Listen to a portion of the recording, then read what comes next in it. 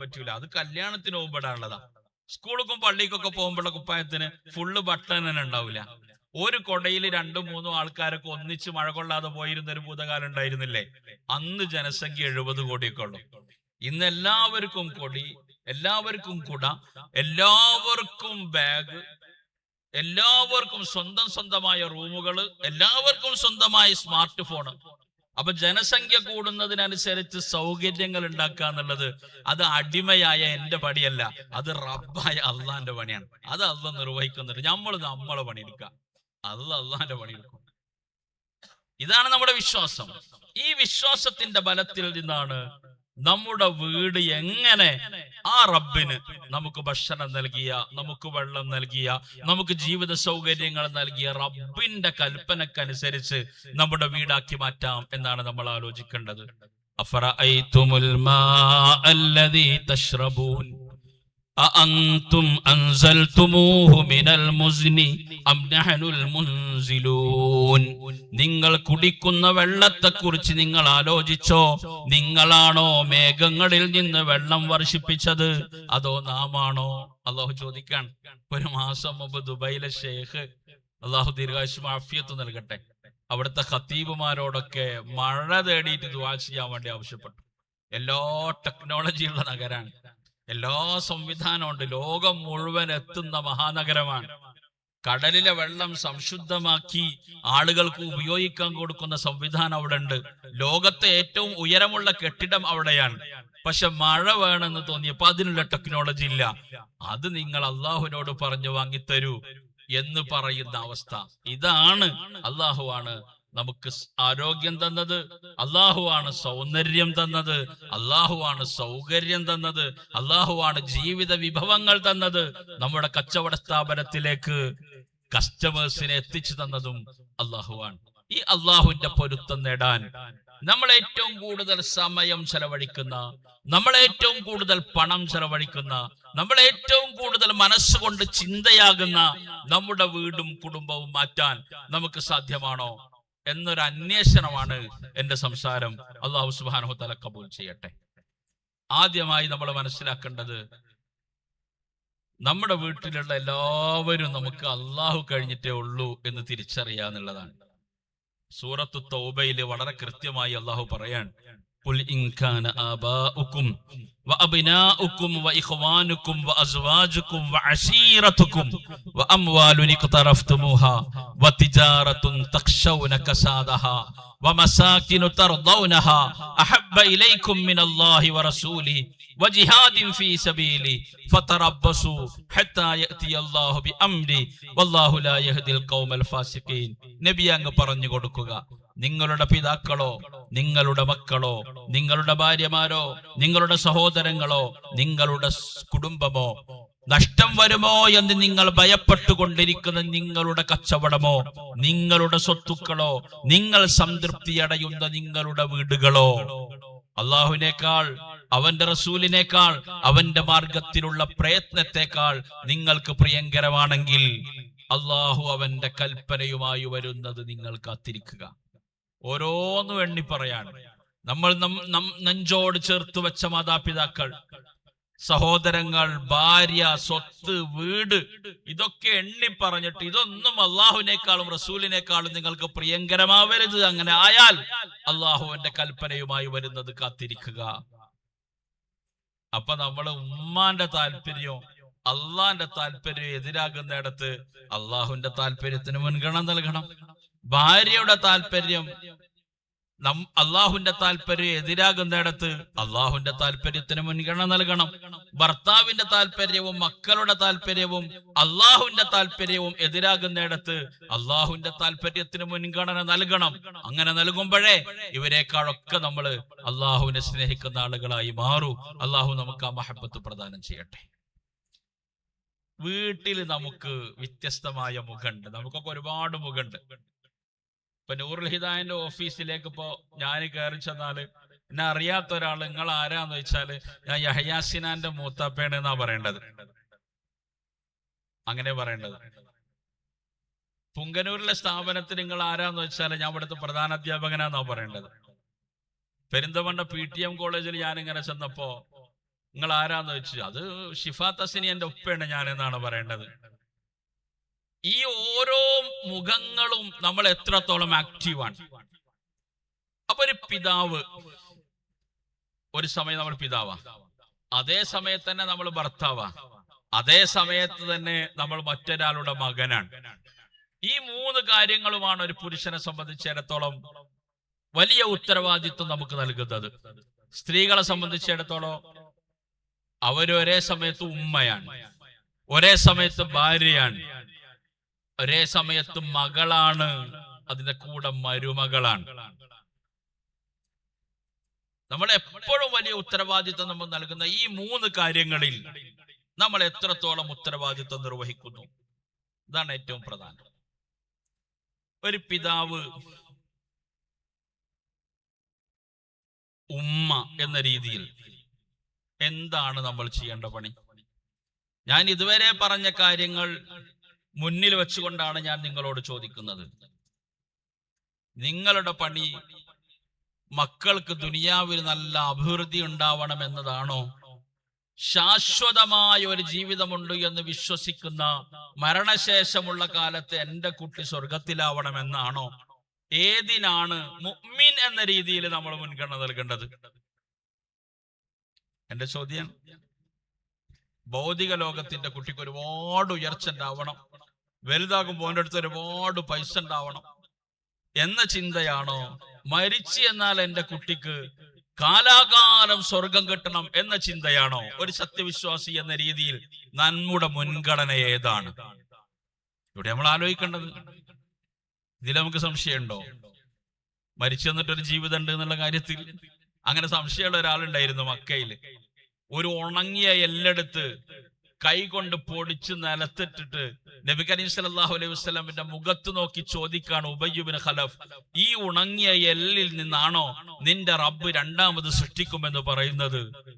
ഉടനെ വിശുദ്ധ ഖുർആൻ അവതരിച്ചു, അവലം യറൽ ഇൻസാനു അന്നാ ഖലഖനാഹു മിൻ നുത്ഫ ഫഇദാ ഹുവ ഖസീമും മുബീൻ وضرب لنا مثلا ونسي خلقه قال من يحيي العظام وهي رميم قل يحييها الذي أنشأها أول مرة وهو بكل خلق عليم الذي جعل لكم من الشجر الأخضر نارا فإذا أنتم منه توقدون أولم ير الإنسان മനുഷ്യൻ കണ്ടില്ലേ അന്നാ ഖലഖനാഹു മിൻ നുത്ഫ, മനിയിന്റെ തുള്ളിയിൽ നിന്നല്ലയോ നാം അവനെ സൃഷ്ടിച്ചത്, ബീജത്തിൽ നിന്നല്ലയോ സൃഷ്ടിച്ചത്.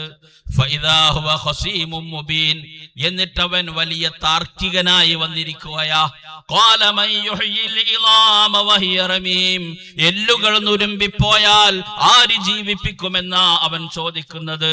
ഖുൽ യുഹ്യിഹാ അല്ലദീ അൻശഅഹാ അവ്വല മർറ, നബി അങ്ങ് പറഞ്ഞു കൊടുക്കുക, ആദ്യം ആരാണോ ഉണ്ടാക്കിയത് അവൻ തന്നെ ജീവിപ്പിക്കും. വഹുവ ബികുല്ലി ഖൽഖിൻ അലീം, അവൻ എല്ലാ തരം സൃഷ്ടിപ്പും അറിയുന്നവനാണ്. അല്ലദീ ജഅല ലക്കും മിനശ്ശജരിൽ അഖ്ദരി നാറ, പച്ചമരത്തിൽ നിന്ന് തീ ഉണ്ടാക്കിയവനാണ് അവൻ.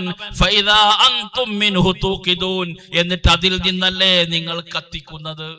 ഒരു മനിയിന്റെ തുള്ളിയിലെ ദശലക്ഷക്കണക്കിന് ബീജങ്ങളിൽ നിന്നുള്ള ഒരു ബീജത്തിൽ നിന്നുണ്ടായവൻ ചോദിക്കുകയാണ്, എല്ലായാ പിന്നെങ്ങനെ രണ്ടാമത് ഉണ്ടാക്കാൻ? ആ ചോദ്യത്തിന്റെ അപ്രസക്തി ഖുർആൻ പറയാ.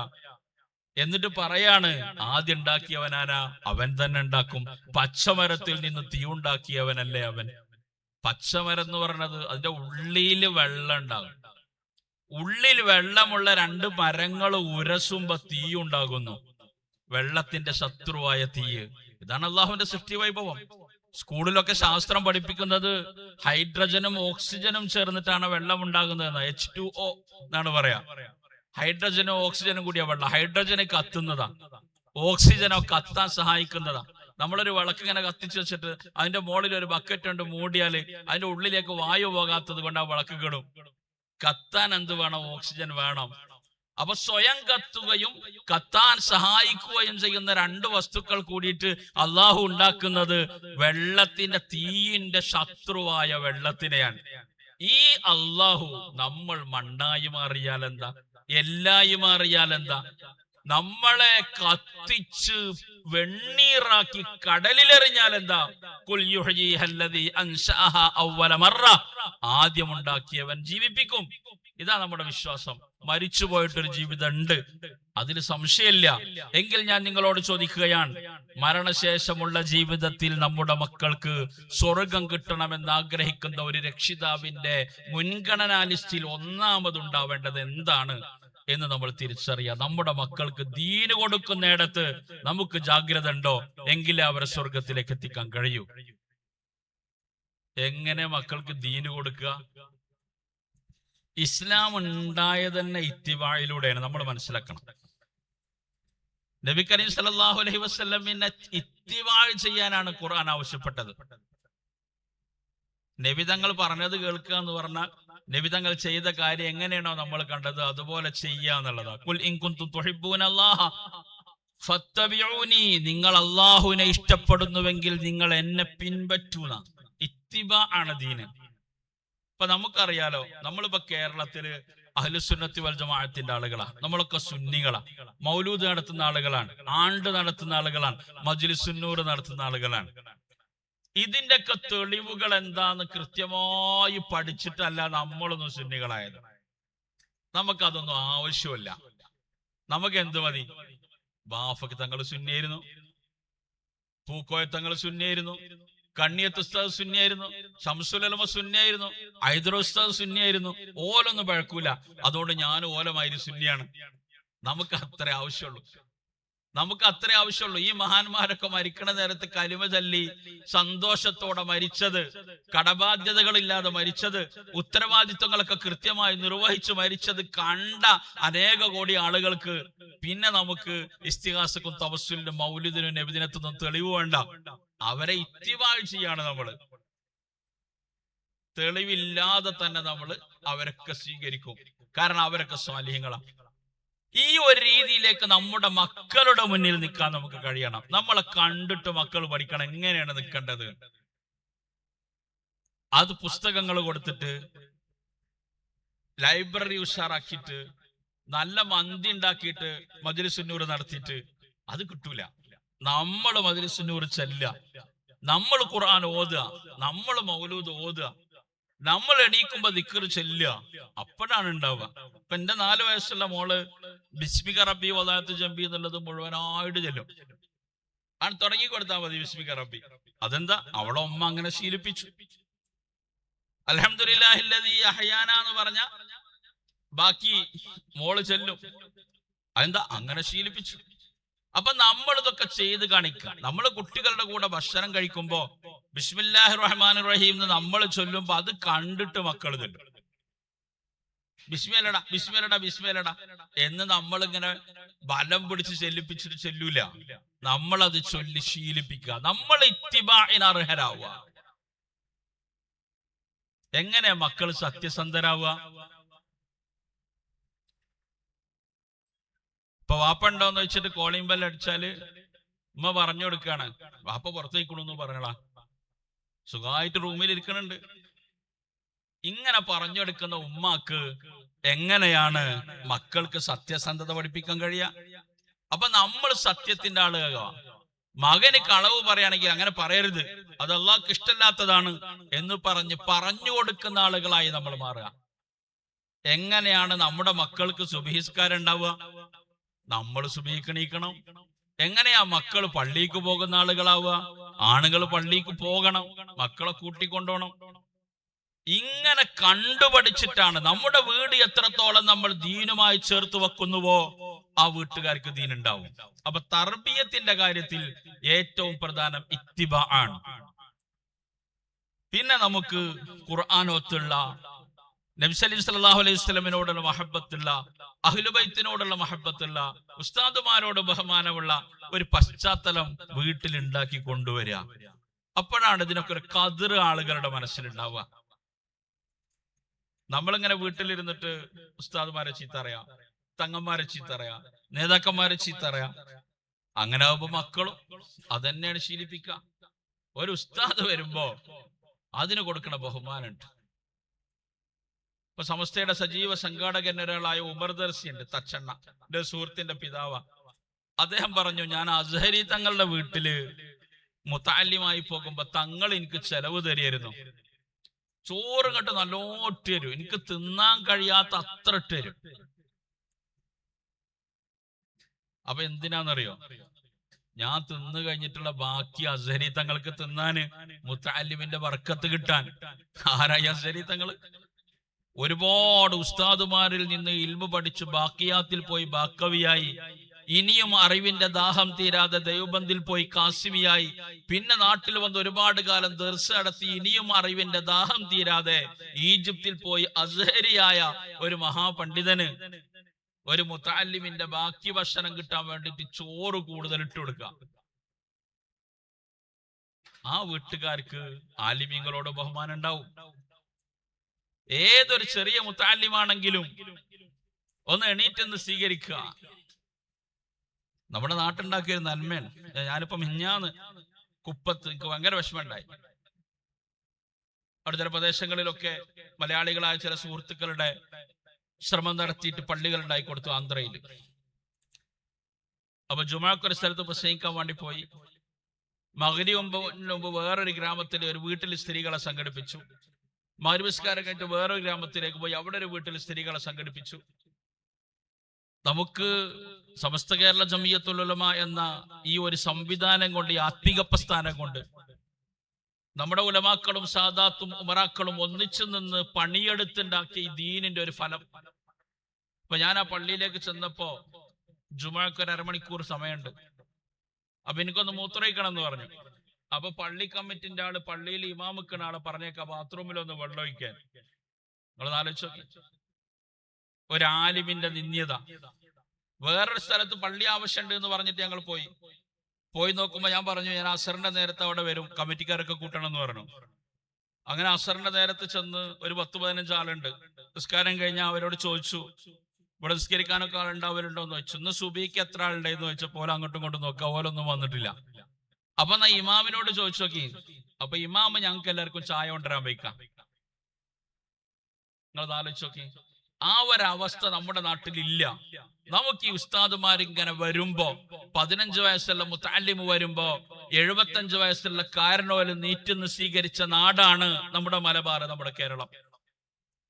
ഈ ബഹുമാനം ഇങ്ങനെ ഉസ്താദുമാരൊക്കെ ബഹുമാനിച്ചോളി എന്ന് പറഞ്ഞുണ്ടാക്കിയതല്ല. ഈ ഉമറാക്കന്മാരിങ്ങനെ കാണിച്ചു തന്നതാണ്, ഉസ്താദുമാരിങ്ങനെ കാണിച്ചു തന്നതാണ്. എങ്ങനെയാണ് മുത്തഅല്ലിമീങ്ങളെയും ആലിമീങ്ങളെയും ബഹുമാനിക്കേണ്ടത് എന്ന് ഇത്തിബായിലൂടെ ഉണ്ടായതാണ്. നമ്മുടെ മക്കൾക്കും അത് ഉണ്ടാക്കി കൊടുക്കാൻ കഴിയണം. അപ്പോഴാണ് ഇത്ര ബഹുമാനമുണ്ടോ ഈ ഉസ്താദുമാർക്ക്, എന്നാ ഞാനും മൂല്യരാവാണ് എന്ന് പറയുന്ന കുറെ കുട്ടികൾ ഉണ്ടാവും. അപ്പോഴാ നേരെ മറിച്ച് അവഗണിച്ച് തള്ളപ്പെടുന്ന, മറ്റുള്ളവരുടെ മുമ്പിൽ സ്വന്തം ആവശ്യത്തിന് വേണ്ടി യാചിക്കുന്ന ആളുകളാക്കി നമ്മൾ ആലിമീങ്ങളെ മാറ്റിയാലോ, ഞാനല്ല മൂല്യരാവാന് എന്ന് പറയുന്ന മക്കളുണ്ടാവുക. അപ്പൊ നമ്മൾ ഇതൊക്കെ ബഹുമാനം കൊടുക്കേണ്ടതാണ്. നിങ്ങൾ കേട്ടിട്ടുണ്ടാവും ഒരു കഥ, എങ്ങനെയാണ് മാതാപിതാക്കളോട് ബഹുമാനം ഉണ്ടാക്കുക. സൗദിയിലാണ് ഒരു കുട്ടി ഒരു വീടിന്റെ ചിത്രം വരച്ചിട്ട്, വലിയൊരു കൊട്ടാരത്തിന്റെ ചിത്രമാണ്, എന്നിട്ടൊരു ഇടുങ്ങിയ റൂം. അപ്പൊ ഓരോ റൂം ഇങ്ങനെ കാണിച്ചു കൊടുത്തത്, നിന്റെ റൂം, നിന്റെ ഭാര്യന്റെ റൂം, പിന്നെ മക്കളെ റൂം, ഇത് ലൈബ്രറി, ഇതൊക്കെ കാണിച്ചു കൊടുത്ത ചെറിയ റൂം ഇങ്ങനെ കാണിച്ചു കൊടുത്ത്, ഇത് ആർക്കുള്ളതാന്ന് ചോദിച്ചു വാപ്പ മോനോട്. ഇത് ഇങ്ങക്കുള്ളത്. അപ്പൊ എന്താ എനിക്ക് ഇത്ര ചെറിയ റൂം? അപ്പൊ മോൻ പറയാണ്, വല്യപ്പാനങ്ങൾ എവിടെ കടത്തിക്കണ്, വല്യപ്പാന്റെ റൂം നോക്കി. ഇതാണ് പഠിക്കുക. നമ്മളെ മക്കള് നമ്മളെ നോക്കണം എന്ന് നമ്മൾ ചിന്തിക്കണമെങ്കിൽ മക്കളെ നല്ലോണം സ്നേഹിക്കുക എന്നുള്ളതല്ല അതിന് പരിഹാരം. മക്കളുടെ മുന്നിൽ വെച്ച് നമ്മുടെ ഉമ്മയെയും ഉപ്പയെയും സ്നേഹിക്കുക എന്നുള്ളതാണ്. അപ്പൊ അത് കണ്ടുപഠിക്കും. എന്റെ വാപ്പിയമ്മി, എന്റെ വല്യപ്പാൻ, എന്റെ അപ്പിയമ്മി ഇങ്ങനെയാണ് നോക്കിയത് എന്ന ചിന്ത ഉണ്ടാകും. ഞാൻ പറയുന്നത് ഇത്തിബാ ആണ്. ഇത്തിബാ കൊണ്ട് അള്ളാഹു നമുക്ക് നൽകിയ ഒരു പദവി ആലോചിച്ച് നോക്കൂ. والسابقون الأولون من المهاجرين والأنصار والذين اتبعوهم بإحسان رضي الله عنهم ورضوا عنه. السابقون الأولون من المهاجرين والأنصار, മുഹാജിറുകളിൽ നിന്നും അൻസാറുകളിൽ നിന്നും ആദ്യമായി ഇസ്ലാമിലേക്ക് വന്ന ആളുകൾ.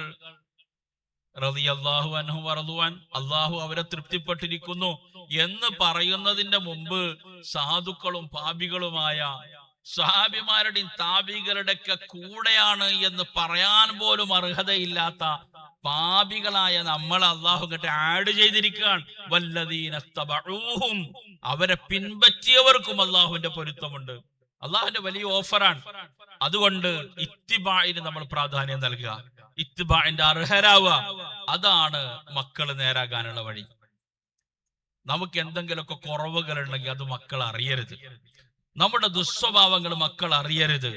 ഭാര്യ ഭർത്താവും തമ്മിൽ എന്തെങ്കിലുമൊക്കെ പ്രശ്നം ഉണ്ടെങ്കിൽ മക്കളുടെ അടിയിൽ നിന്ന് നിങ്ങൾ പരസ്പരം കലഹിക്കുന്നുവോ, അവരും കലഹിക്കുന്ന ദമ്പതികളായി മാറും.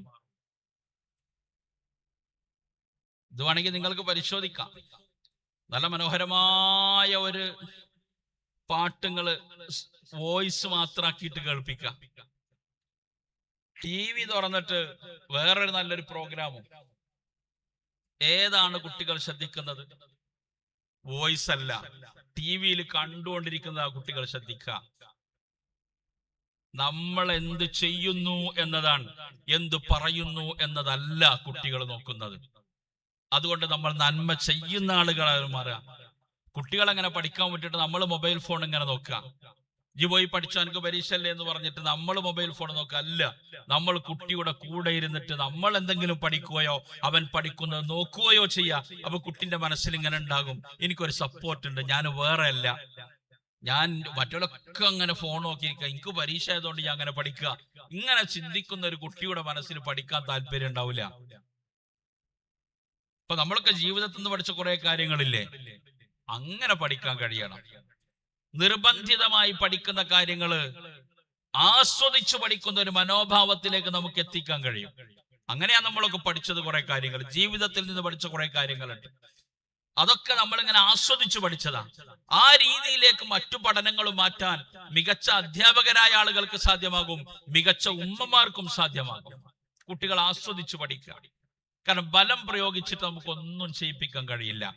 നമ്മളൊരു വടിയെടുത്ത് ബലം പ്രയോഗിക്കുന്ന ആളാണെങ്കിൽ വീട് ഒരു പോലീസ് സ്റ്റേഷനായി മാറും, ഉമ്മ ഒരു വനിതാ പോലീസായി മാറും, ഉപ്പ ഒരു പോലീസുകാരനായി മാറും.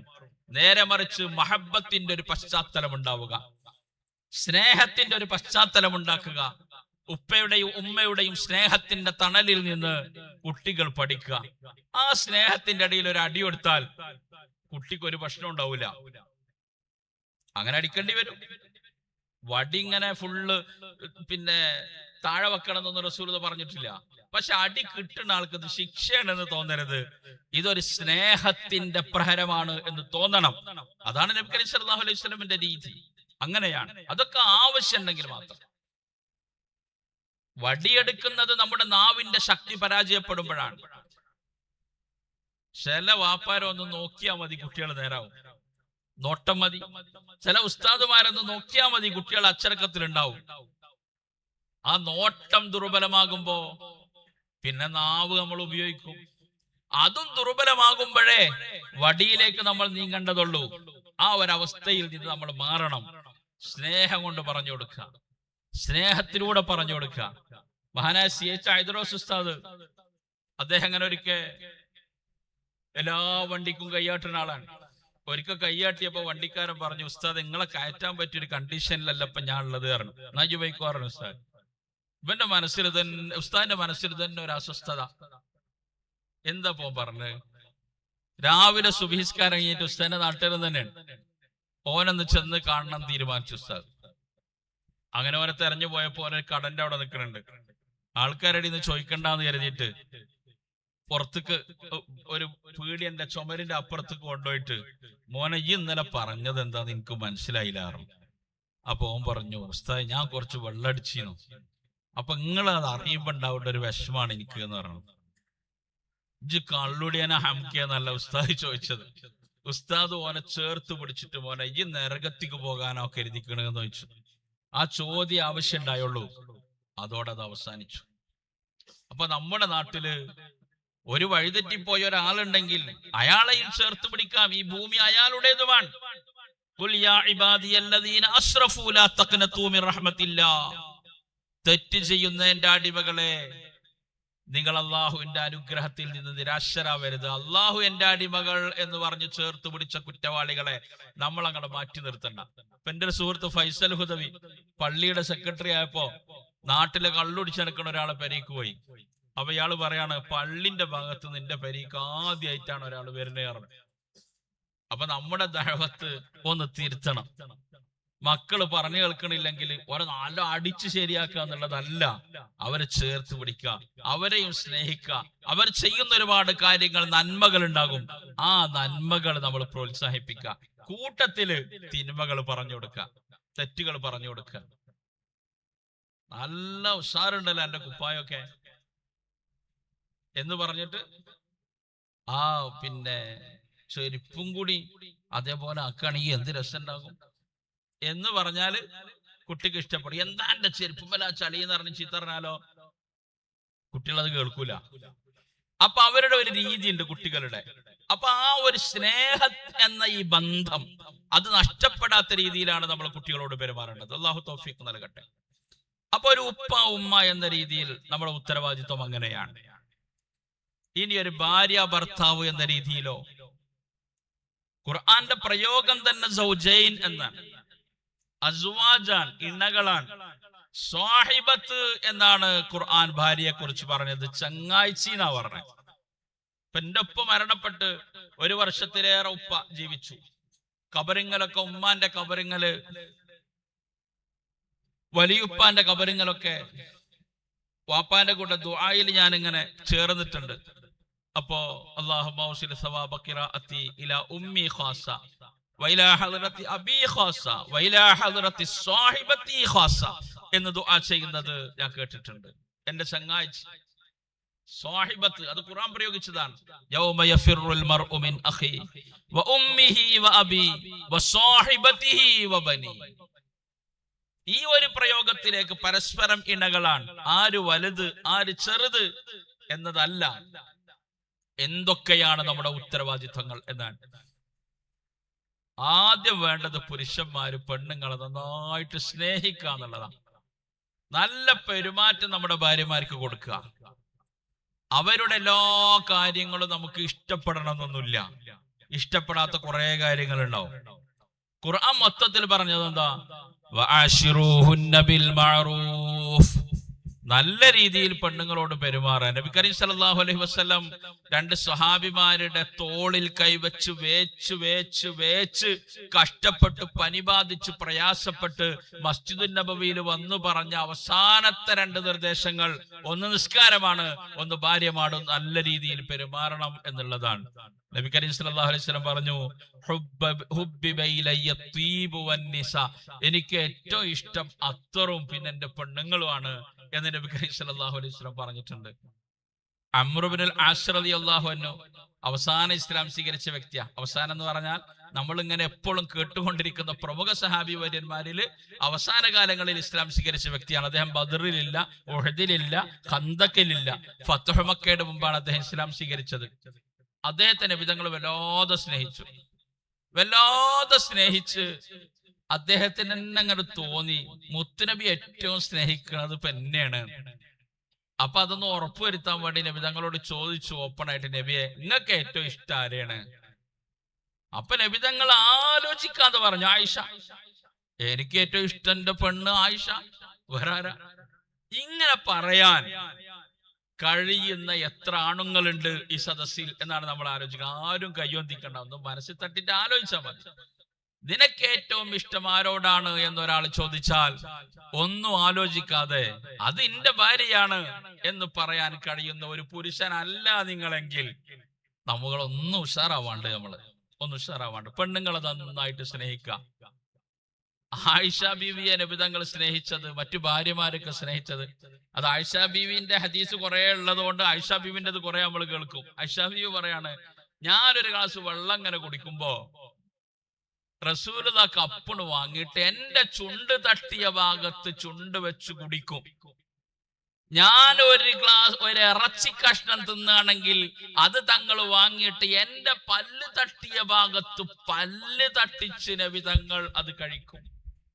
ആയിഷ ബീവി അഭിമാനത്തോടെ പറഞ്ഞിട്ടുണ്ട്, നബി തങ്ങളുടെ വിശുദ്ധ വായയിലേക്ക് അവസാനമായി ദുനിയാവിൽ നിന്ന് പോയത് എന്റെ ഉമിനീരാണ് എന്ന അഭിമാനത്തോടെ പറഞ്ഞിട്ടുണ്ട്. നിങ്ങൾ ആലോചിച്ച് നോക്കും, നബി തങ്ങൾ ഇങ്ങനെ വഫാത്താകണ സമയമാണ്. ആയിഷ ബീവിയുടെ മടിയിൽ തലവെച്ച് നബി തങ്ങൾ ഇങ്ങനെ കിടക്കുകയാണ്. ആ സമയത്താണ് ഒരാൾ ഇങ്ങനെ വന്നത്. അയാളുടെ കയ്യിലൊരു മിസ്വാക്കുണ്ട്. ആ മിസ്വാക്ക് ഇങ്ങനെ നോക്കിയപ്പോ ആയിഷ ബീവിക്ക് മനസ്സിലായി റസൂലുള്ളാഹ്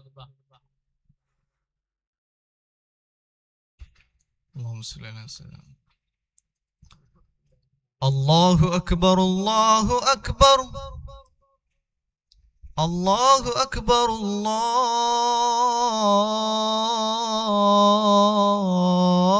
അല്ലാഹു അക്ബർ അഷ്ഹദു അൻ ലാ ഇലാഹ ഇല്ലല്ലാഹ്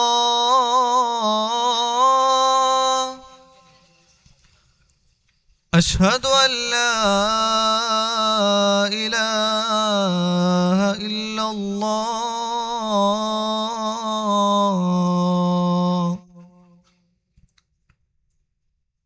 അഷ്ഹദു അന്ന മുഹമ്മദർ റസൂലുള്ളാഹ്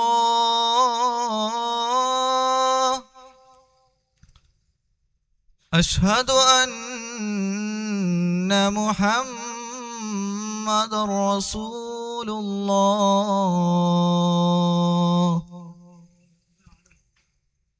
ഹയ്യ അലസ്സലാഹ്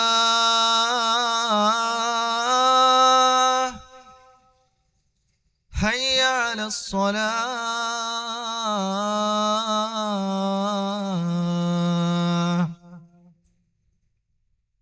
ഹയ്യ അലൽ ഫലാഹ്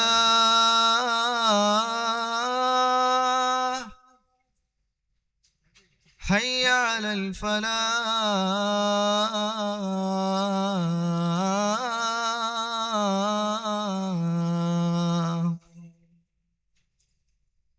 അല്ലാഹു അക്ബർ അല്ലാഹു അക്ബർ ലാ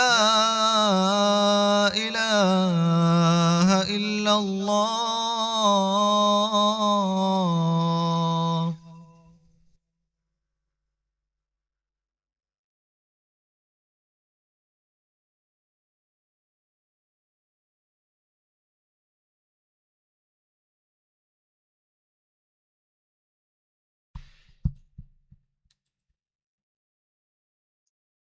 അപ്പൊ ആയിഷ ബീവി അയാളുടെ കയ്യിലുള്ള മിസ്വാക്ക് ഇങ്ങനെ നബി തങ്ങൾ ഇങ്ങനെ നോക്കിയപ്പോ മനസ്സിലായി റസൂലുള്ളാഹി പല്ലേക്കാൻ ഉദ്ദേശിക്കുന്നുണ്ട്. ആ മിസ്വാക്ക് വാങ്ങി നോക്കുമ്പോ അത് ഒരണ്ട്. അപ്പൊ ആയിഷ ബീവി അത് വായിലിട്ടിട്ട് പല്ലുകൊണ്ട് നൈസാക്കിയിട്ട് പിന്നെ നബി തങ്ങൾക്ക് മിസ്വാക്ക് ചെയ്തു കൊടുക്കുന്നു. അങ്ങനെ നബി തങ്ങൾ ഇവിടെ പറയുന്നു. അപ്പൊ സ്വന്തം ഭാര്യയുടെ സഹധർമ്മിണിയുടെ തുപ്പുനീരാണ്, ഉമിനീരാണ് നബി കരീം സല്ലല്ലാഹു അലൈഹി വസല്ലമിന്റെ തിരുശരീരത്തിലേക്ക് അവസാനമായി പ്രവേശിച്ചത് എന്നാലോചിക്കുമ്പോ ഒരു ഭാര്യയും ഭർത്താവും തമ്മിലുള്ള ബന്ധം എത്ര ശക്തമാണ് എന്ന് നമുക്ക് മനസ്സിലാക്കാം. 9 ഭാര്യമാര് ഒരേ സമയത്തുണ്ടായിരുന്നു. അപ്പൊ നമ്മളൊക്കെ എങ്ങനെയാണ് ഇവർക്കൊക്കെ നബി തങ്ങൾ സമയം നൽകിയത്? എന്നും രാവിലെയും വൈകുന്നേരം 9 വീട്ടിലും പോകും. 9 വീട്ടിലും സുബഹിസ്കാരം കഴിഞ്ഞിട്ട് 9 വീട്ടിലൊന്ന് കറങ്ങും. എന്റെ സഹധർമ്മിണികൾ ഒരു രാത്രി കഴിഞ്ഞതാണ്, എല്ലാവരും ആഫിയത്തിലും സുഖത്തിലാണോ എന്നറിയാൻ ഒരു ഭർത്താവിന്റെ ആശങ്ക. അശർ നിസ്കാരം കഴിഞ്ഞിട്ട് വീണ്ടും പോകും. അപ്പൊ അശർ നിസ്കാരം കഴിഞ്ഞിട്ട് പോണത് എന്തിനാണ്? എല്ലാവരുടെയും കുറച്ച് സമയം ചെലവഴിച്ച് ഒന്ന് സല്ലപിച്ച് സന്തോഷിപ്പിച്ച് വരാൻ വേണ്ടിയിട്ടാണ്.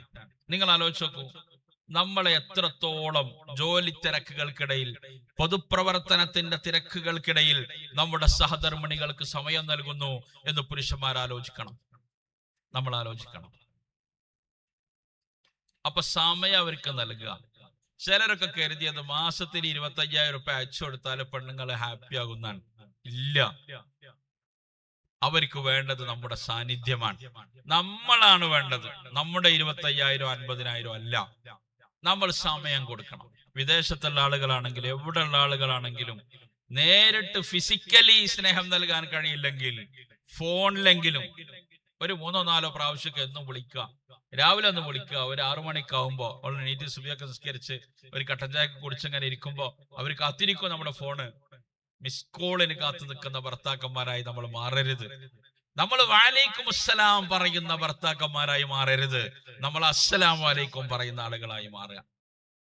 അവരിങ്ങനെ ഒരു റിമൈൻഡ് ചെയ്താൽ മാത്രം ഓർമ്മ വരുന്ന ഭർത്താക്കന്മാരായി നമ്മൾ മാറരുത്. നമ്മൾ അവരെ ഓർത്ത് ഫോൺ ചെയ്യുക. അതാണ് എപ്പോഴും ആവശ്യം. അല്ലെങ്കിലും ഈ പഴുപ്പിച്ച മാങ്ങക്കും സ്വയം പഴുത്ത മാങ്ങക്കും തമ്മിൽ രുചിയിൽ വ്യത്യാസമല്ലേ? ഉണ്ട്. സ്നേഹം അങ്ങനെ തന്നെയാണ്. ചോദിച്ചു വാങ്ങുന്ന സ്നേഹത്തിന് മൂല്യം ഉണ്ടാവില്ല. അതുകൊണ്ട് ചോദിക്കാൻ കാത്തിരിക്കാതെ നമ്മൾ സ്നേഹം നൽകുന്ന ആളുകളായി മാറുക. അപ്പൊ കുറച്ചൊക്കെ വിനോദങ്ങളിൽ താല്പര്യമുള്ള സ്ത്രീകൾ ഉണ്ടാവും. എന്താണ് അവരുടെ മുൻഗണനാക്രമം? ചിലർക്ക് നമ്മൾ ഇങ്ങനെ റൂമിൽ ഇരുന്നിട്ട് അവരൊപ്പം ഇങ്ങനെ ഇരുന്ന് സംസാരിക്കുക എന്നുള്ളതായിരിക്കും താല്പര്യം. ചില പെണ്ണുങ്ങൾക്കൊന്ന് പുറത്തൊക്കെ ഒന്ന് പോയിട്ട് യാത്ര ചെയ്യാന്നുള്ളതായിരിക്കും താല്പര്യം. ചില ആളുകൾക്ക് നല്ല വസ്ത്രം ഇങ്ങനെ ഇടക്കിടക്ക് വാങ്ങിക്കൊടുക്കലായിരിക്കും താല്പര്യം. എന്താണ് അവരുടെ താല്പര്യം? ആ താല്പര്യത്തിൽ നമ്മൾ ആക്റ്റീവ് ആകണം. അപ്പോഴാണ് നമ്മുടെ ഭാര്യമാരുടെ സ്നേഹം നമുക്ക് കിട്ടുക. നല്ല കുടുംബ ജീവിതം ഉണ്ടാവുക. നമ്മുടെ കുടുംബ ജീവിതം ഉണ്ടാകുമ്പോഴാണ് അവർക്ക് നല്ല രീതിയിൽ നമ്മുടെ മക്കൾക്ക് നല്ല ജീവിതം ഉണ്ടാവുക. അപ്പൊ നമുക്കൊക്കെ ഇങ്ങനെ ഒരു ചോദ്യം ഉണ്ടാവും, ഈ പെണ്ണുങ്ങളുടെ സ്വഭാവമായിട്ടൊന്നും ഇങ്ങോട്ട് പൊരുത്തപ്പെടാൻ കഴിയണില്ല ഉസ്താദെ. അങ്ങനെ ചിന്തിക്കുന്ന ആളുകളുണ്ടാവും. അവിടെ എന്ത് വേണം? ക്ഷമിക്കുക. അതിനാണ് ഈ സ്വബർ എന്നൊക്കെ ഉള്ളത്. അതിനാണ് ഈ ക്ഷമ എന്നൊക്കെ ഉള്ളത്. പെണ്ണുങ്ങൾക്ക് അവരുടെ ഒരു ആവശ്യം, അവരുടെ ഒരു ലോകം, അതിലൊരു പ്രധാനപ്പെട്ട കാര്യം. അവര് നമ്മളോടൊരു വാഷിംഗ് മെഷീൻ അത് കേടന്നിട്ട് നേരാക്കാൻ വേണ്ടി പറഞ്ഞു. നമ്മളത് മറന്നുപോയി. നമ്മൾ അതിന്റെ ഇടയിൽ അവർക്ക് മന്തി വാങ്ങിക്കൊടുത്തിട്ടുണ്ടാവും, അതൊക്കെ തിന്നിട്ടുണ്ടാവും. പക്ഷെ അവരെന്തായിരിക്കും ചിന്തിക്കുക? ഞാൻ ആ വാഷിംഗ് മെഷീൻ നേരാക്കാൻ പറഞ്ഞിട്ട് മൂപ്പർക്ക് അത് ഓർമ്മ തന്നെയല്ല എന്ന് ചിന്തിക്കുന്നുണ്ടെങ്കിൽ അവിടെ നമ്മളത് ഗൗരവത്തിലെടുക്കണം. നമുക്ക് നിസ്സാരമാണ് എന്ന് തോന്നുന്ന കാര്യം അവർക്ക് പ്രധാനമായിരിക്കും. പിന്നെ അവരുടെ സ്വഭാവങ്ങളോ? നബിതങ്ങൾ തന്നെ പറഞ്ഞത് എന്താ? പെണ്ണുങ്ങൾ വാരിയലിൽ നിന്ന് സൃഷ്ടിക്കപ്പെട്ടതാണ്. ഞാൻ അവരെ അപമാനിക്കാൻ വേണ്ടി പറയുന്നതല്ല. ഒരു സ്വാഭാവികമായ സ്ത്രീ സഹജമായ മാറ്റം സ്ത്രീകളിലുണ്ട്. പുരുഷനും സ്ത്രീയും ഒരേപോലെയാണെന്നൊന്നും ഇസ്ലാമിന് അഭിപ്രായമില്ല. എല്ലാവർക്കും നീതി നൽകണമെന്ന് ഇസ്ലാം പറയുന്നുള്ളൂ. അപ്പൊ അവരുടെ ചില സ്വഭാവം നമുക്ക് ഇഷ്ടപ്പെടൂല. നമ്മൾ നല്ല റിസ്ക് എടുക്കുന്നുണ്ടാവും അവർക്ക്. ഒരുപാട് ത്യാഗം നമ്മൾ അവർക്ക് വേണ്ടി ചെയ്യുന്നുണ്ടാകും. അതിന്റെ ഇടയിൽ അവരുടെ മുൻഗണനാ ലിസ്റ്റിലുള്ള ഒരു കാര്യം മിസ്സായാല് അത് അവരിങ്ങനെ പറഞ്ഞുകൊണ്ടിരിക്കും. ഞാൻ എന്റെ അഞ്ചത്തിന്റെ കുടിരിക്കലുണ്ട് എന്ന് പറഞ്ഞിട്ട് നിങ്ങളോട് 2 ആഴ്ച മുമ്പ് പറഞ്ഞേക്കണം, എന്നിട്ട് ഇപ്പൊ നിങ്ങളൊരു ഫ്രിഡ്ജ് വാങ്ങിയോ എന്നൊക്കെ നമ്മോട് ചോദിക്കും. ആ അഞ്ചത്തിക്ക് ചിലപ്പോ വീട് പണി വാർപ്പിന്റെ അന്ന് നമ്മൾ 25,000 കൊടുത്തിട്ടുണ്ടാവും. അതൊന്നും അവർക്ക് ഓർമ്മ ഉണ്ടാവില്ല. അത് ഓർമ്മ ഉണ്ടായില്ല എന്നുള്ളത് അവരുടെ ഒരു കുറവല്ല.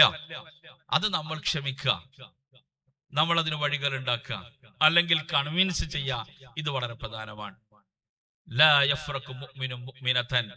ഒരു മുസ്ലിം സ്ത്രീ മുസ്ലിം പുരുഷനുമായി വിദ്വേഷം വെക്കരുത്. ഭർത്താവ് ഭാര്യയുമായി വിദ്വേഷം വെക്കരുത്. ഒരു സ്വഭാവം അനിഷ്ടകരമായി തോന്നിയാൽ മറ്റൊരു സ്വഭാവം നല്ല ഇഷ്ടമുള്ളതായിട്ട് അനുഭവപ്പെടും എന്നാണ് നബി തങ്ങൾ പറഞ്ഞത്. അപ്പൊ ചില പെണ്ണുങ്ങള് ഭക്ഷണം ഉണ്ടാക്കിയാൽ രുചിയൊന്നും ഉണ്ടാവില്ല. പക്ഷെ അതിഥികൾ ഇങ്ങനെ വരുമ്പോ കണ്ട് മാനേജ് ചെയ്യുന്ന കണ്ട എന്താ സൂപ്പർ. അപ്പൊ ഒരു കുറവ് മറ്റൊരു പൂർണ്ണത കൊണ്ട് പരിഹരിക്കണം. വീട് വൃത്തിയാക്കണ്ടിന്റെ പെണ്ണുങ്ങൾ വളരെ ഉഷാറാ. പക്ഷെ കുളിമുറിക്കാണ് കയറിയാ പിന്നെ 2 മണിക്കൂർ വേണം. അപ്പൊ ആ വൃത്തിയാക്കണ ഉഷാറ് എന്നുള്ളത് ആ പോരായ്മക്കുള്ള പരിഹാരമായി നമ്മൾ കാണണം. അവിടെയാണ് നമ്മുടെ വിജയം. പിന്നെ കുറെ കാര്യങ്ങൾ നമ്മൾ കൂടിക്കൊടുക്കണം. ആയിഷ ബീവിയോട് നബിതങ്ങൾ ചോദിക്കാൻ, നബിതങ്ങളെ പറ്റി ആയിഷ ബീവിയോട് ചോദിക്കാൻ, മുത്തുനബി പെരയിൽ എങ്ങനെ? എന്താ എല്ലാ പണിയിലും കൂടി തരും. അതന്നെ, എല്ലാ പണിയിലും കൂടി തരും. അപ്പൊ കൂടിക്കൊടുക്കണം നമ്മള്. പെണ്ണുങ്ങൾ അടുക്കളയിൽ ഇങ്ങനെ രാത്രി രാവിലെ ഒരു 8 മണിക്കോട്ട് ഒരു മെഷീനായിട്ട് മാറി ഓണാക്കി 11 മണിന്റെ ഇടയിൽ കുട്ടികളെ 9 മണിക്ക് സ്കൂളിൽ പോകുമ്പോഴേക്കിന് അവർക്കുള്ള ഭക്ഷണം റെഡിയാക്കിയിട്ട് പാത്രത്തിലാക്കി കൊടുക്കണം. അതിന്റെ ഇടയിൽ ചെറിയ കുട്ടി കരയണുണ്ടാവും. ആ സമയത്തൊക്കെ നമ്മൾ ഇങ്ങനെ മൊബൈൽ ഫോണിൽ അല്ലെങ്കിൽ കൂർക്കം വലിച്ച് 8 മണി വരെ കടന്നുറങ്ങാം. അങ്ങനല്ല. ആ സമയത്ത് കരയണ കുട്ടി ഒന്ന് എടുത്ത് താലോലിച്ച് അവരുടെ ആ പണി എളുപ്പാക്കി കൊടുക്കാം. ഇന്ന് എനിക്ക് അടുക്കളയിൽ തിരക്കല്ലേ, ഇന്ന് സ്കൂൾ ഉണ്ടല്ലോ, അതുകൊണ്ട് ഇന്ന് റൂം വൃത്തിയാക്കല് ഞാൻ ചെയ്യാം, അല്ലെങ്കിൽ ബാത്റൂം ഞാൻ ക്ലീൻ ചെയ്ത് കൊടുക്കാം എന്ന് പറയുന്ന ഭർത്താക്കന്മാരുണ്ടാവുക. അങ്ങനെയാണ് ആവശ്യം. അപ്പൊ സ്നേഹം ഉണ്ടാകും. അപ്പൊ ഒരു 11 മണി കഴിഞ്ഞാൽ 10:30 ആകുമ്പോഴേക്കിനോളം പണി ചെയ്യും. രണ്ടാൾക്കും ഒന്നിച്ചിരുന്ന് വർത്താനം പറയാം, സ്നേഹിക്കാം, സല്ലപിക്കാം. ഭാര്യമാർക്ക് രോഗം ഉണ്ടായാൽ പിന്നെ ഭർത്താക്കന്മാരെന്താ ചെയ്യാ? ഒന്ന് ഡോക്ടറെ കാണിച്ചിട്ട് പിന്നെ ഓളെ വീട്ടിക്ക് വിളിച്ചു പറയാ, ഇതിപ്പോ ഉമ്മാന്റെ അടുത്ത് വന്നാൽ തന്നെ ഇപ്പൊ നേരെ കൊള്ളുന്ന എനിക്ക് തോന്നണത് ഉമ്മാന്റെ കഞ്ഞിട്ടാണെന്ന് തോന്നണ് എന്നൊക്കെ പറഞ്ഞിട്ട് നമ്മൾ നേരെ ഓട്ടോറിക്ഷക്കാരെ വിളിച്ചിട്ട് ഭാര്യ വീട്ടിക്ക് പറഞ്ഞേക്കുക. അങ്ങനല്ല. ഷേഖുന കണ്ണിയത്ത് അഹമ്മദ് മുസ്ലിയാരുടെ ഭാര്യക്ക് അസുഖം വന്നപ്പോ ഉസ്താദ് ദർസി ലീവാക്കിയിട്ട് പെണ്ണുങ്ങളൊപ്പം നിന്നു ഓളെ നോക്കാൻ. ഇതാണ് ദീന്, ഇതാണ് ദീന്. അവരുടെ ആസ്വാദനത്തിലും അവരുടെ ദുഃഖത്തിലും സന്തോഷത്തിലും ഞാൻ കൂടെ ഉണ്ട്. ഇപ്പൊ മദീനയിൽ കുറച്ച് കലാപരിപാടിന്റെ ആൾക്കാർ വന്നപ്പോ, അനുവദനീയമായ കലാപരിപാടി, ആയിഷ ബീവിയോട് നബിതങ്ങൾ ചോദിച്ചു, അനക്കത് കാണണോന്ന് ചോദിച്ചു. ആന്ന് പറഞ്ഞു. ആയിഷ ബീവി നബിതങ്ങളുടെ ഈ തോളിൽ ഇങ്ങനെ ഈ താടിയല് വെച്ചിട്ട് കുറെ നേരം ഇങ്ങനെ കണ്ടു. കുറെ കണ്ടപ്പോ മതിയായോന്ന് ചോദിച്ചപ്പോ ആയിഷ ബീവി പറയാം, എനിക്ക് മതിയായിരുന്നു. പിന്നെന്താ അറിയോ, ആ തോളിലിന്റെ താടി ഇങ്ങനെ വെച്ച് നിൽക്കണ ഒരു രസം ഉണ്ടല്ലോ, അത് കിട്ടാൻ വേണ്ടിട്ട് ഞാൻ എന്ത് ചെയ്തു, എനിക്ക് മതിയായിട്ടില്ല എന്ന് പറഞ്ഞു. നിങ്ങൾ ആലോചിച്ച് നോക്കി. അപ്പൊ അവരുടെ ചില വാശികൾ ഉണ്ടാകും. ആയിഷാബിയുടെ വീട്ടിൽ നബിതങ്ങൾ ഇങ്ങനെ നിൽക്കുമ്പോ, നബിതങ്ങളുടെ ആയിഷാബിയുടെ വീട്ടിൽ താമസിക്കുന്ന ദിവസം സൈനബ് ബീവിന്റെ ഒരു സ്പെഷ്യൽ ഉണ്ടാക്കിയിട്ട് കൊടുത്തയച്ചിക്കണം. ഇത് ഇഷ്ടപ്പെടുവോ? ഇത് ഇഷ്ടപ്പെടൂല. അത് വന്നേക്കാൻ ആയിഷാബിബി ഒരു ഒറ്റ തട്ട ആ പാത്രം അടക്കി താഴത്തേക്കാണ് വീണു. ആ ഭക്ഷണമൊക്കെ അങ്ങോട്ട് വെതറിപ്പോയി. നമ്മൾ എന്താ ചെയ്യാ? ആയിഷാബിബിന്റെ തലക്ക് ഒരു മേട്ടാണ് കൊടുക്കും. നബിതങ്ങളെ ചെയ്തില്ല. നബിതങ്ങൾ ക്ഷമയോടെ നിന്നു. ആ താഴെ വീണ ഭക്ഷണമൊക്കെ നബിതങ്ങൾ തന്നെ ഒരുമിച്ച് കൂട്ടി ഒരു നീതി ചെയ്തു. ആ പൊട്ടിയ പാത്രത്തിന് പകരം ആയിഷാ ബീവിയുടെ ഒരു പാത്രം എടുത്തിട്ട് സൈനബ ബീവിക്ക് കൊടുത്തയച്ചു. ആ നീതി ചെയ്യുകയും അതോടൊപ്പം ആയിഷാ ബീവിയുടെ ആ ചൂട് അത് ക്ഷമയോടുകൂടെ നേരിടുകയും ചെയ്തു. അതാണ് ആവശ്യം, അല്ലെ? ഒരിക്കലും പിണങ്ങാത്ത ഭാര്യയും ഭർത്താവും ഉണ്ടെങ്കിൽ അവരുടെ സ്നേഹം മൊത്തം അഭിനയാന്നാണ് എന്റെ അഭിപ്രായം. ഒരിക്കലും പിണങ്ങിയിട്ടില്ലെങ്കിൽ പിന്നെ അതൊരു അഡ്ജസ്റ്റ്മെന്റ് ആണ്. ഇടക്കൊക്കെ പിണക്കുണ്ടാകുമ്പോഴാണ് ആത്മാർത്ഥമായ സ്നേഹമുണ്ട് എന്ന് മനസ്സിലാവുക. പിന്നെ ഒരാൾ പറയാണ് 100% എന്റെ പെണ്ണുങ്ങൾ ഉഷാറാ, എനിക്കോളെ ഇഷ്ടാന്ന് പറഞ്ഞ ഓ നോണ പറയാം. അങ്ങനൊന്നും ഉണ്ടാവില്ല. ഒരു 75% ആയാൽ ഭാഗ്യം. അത് പിന്നെ 100 ക്ഷമ കൊണ്ടാണ്. ഭർത്താവിന്റെ കാര്യം അങ്ങനെ തന്നെയാണ്. 100% എന്റെ ഭർത്താവ് സൂപ്പറാണ് എന്നൊരു പെണ്ണ് പറഞ്ഞാൽ ഓളതിൽ തോനൊന്നും ആലോചിച്ചിട്ടില്ല, വെറുതെ പറയാം. അപ്പൊ അങ്ങനല്ല, ഒരു 75%. പിന്നെ ക്ഷമയോടുകൂടെയാണ് ഭർത്താവിന്റെ എല്ലാ സ്വഭാവങ്ങളും. പിന്നെ നമ്മൾ മനസ്സിലാക്കേണ്ടത് ഈ സ്നേഹം അല്ലാഹു തന്നതാണ്. വമിൻ ആയാതിഹി അൻ ഖലഖ ലക്കും മിൻ അൻഫുസികും അസ്വാജൻ ലിതസ്കുനൂ ഇലൈഹാ വജഅല ബൈനകും മവദ്ദതൻ വറഹ്മ ഇന്ന ഫീ ദാലിക ലആയാതിൻ ലിഖൗമി യതഫക്കറൂൻ. അവന്റെ ദൃഷ്ടാന്തങ്ങളിൽ പെട്ടതാകുന്നു നിങ്ങൾക്ക് നിങ്ങളിൽ നിന്നു തന്നെ ഇണകളെ സംവിധാനിച്ചു എന്നത്. വജഅല ബൈനകും മവദ്ദതൻ വറഹ്മ, നിങ്ങൾക്കിടയിൽ അനുരാഗവും കാരുണ്യവും ഉണ്ടാക്കിയത് അവനാ, അല്ലാഹു ഉണ്ടാക്കിയതാണത്. ഏതോ കുടുംബത്തിൽ പിറന്ന് ഏതോ സ്കൂളിൽ പഠിച്ച് ഏതോ പശ്ചാത്തലത്തിൽ വളർന്ന ഒരു പെൺകുട്ടി നമ്മുടെ ജീവിതത്തിലേക്ക് കടന്നു വരുമ്പോ 1-2 ആഴ്ച കൊണ്ട് നാം അവളുടേതാകുന്നു, അവൾ നമ്മുടേതാകുന്നു. ഇത് അല്ലാഹു ഉണ്ടാക്കുകയാണ്. അല്ലാഹു ഉണ്ടാക്കുക. ഇതിനൊരു അവസാനമൊന്നുമില്ല. ആ മവദ്ദത്ത്, ആ ഒരു കാമം, ആ ഒരു അനുരാഗം, ആ ഒരു ലൈംഗികമായ തൃഷ്ണ, ഇതൊക്കെ അവസാനിക്കുമ്പോഴേക്ക് റഹ്മത്തായിട്ട് വേറെ വരും. 85 വയസ്സുള്ള ഭർത്താവ് മരിക്കുമ്പോ 80-കാരി വിങ്ങിപ്പൊട്ടുകയാണ്. എന്താ ഇപ്പൊ 85-കാരന്റെ അടുത്ത് നിന്ന് കിട്ടിയത്? അത് റഹ്മത്താണ്. എന്റെ ഒരു തണല് നഷ്ടപ്പെട്ടു. ഭാര്യ മരിച്ചാലോ വല്ലാത്തൊരവസ്ഥ. ഇപ്പൊ എന്റെ അമ്മ ആദ്യം മരിച്ച്, വാപ്പ വലിയ ശുജായ. നിങ്ങൾ കേട്ടിട്ടുണ്ടാവും, ആനമങ്ങാട് അബ്ദുറഹ്മാൻ മുസ്ലിയാർ വളരെ ധീരമായി സമസ്തക്ക് വേണ്ടിയിട്ട് പ്രവർത്തിച്ച്, മുസ്ലിം ലീഗിന് വേണ്ടി പ്രവർത്തിച്ച്, മഹല്ലുകളിലൊക്കെ വളരെ ധീരമായി നിന്ന് കിബിറോണ്ട് നേരിടുന്ന ഒരു പണക്കാരനും വഴങ്ങിക്കൊടുക്കാത്ത വലിയ ശുജായി നിന്നാളാ.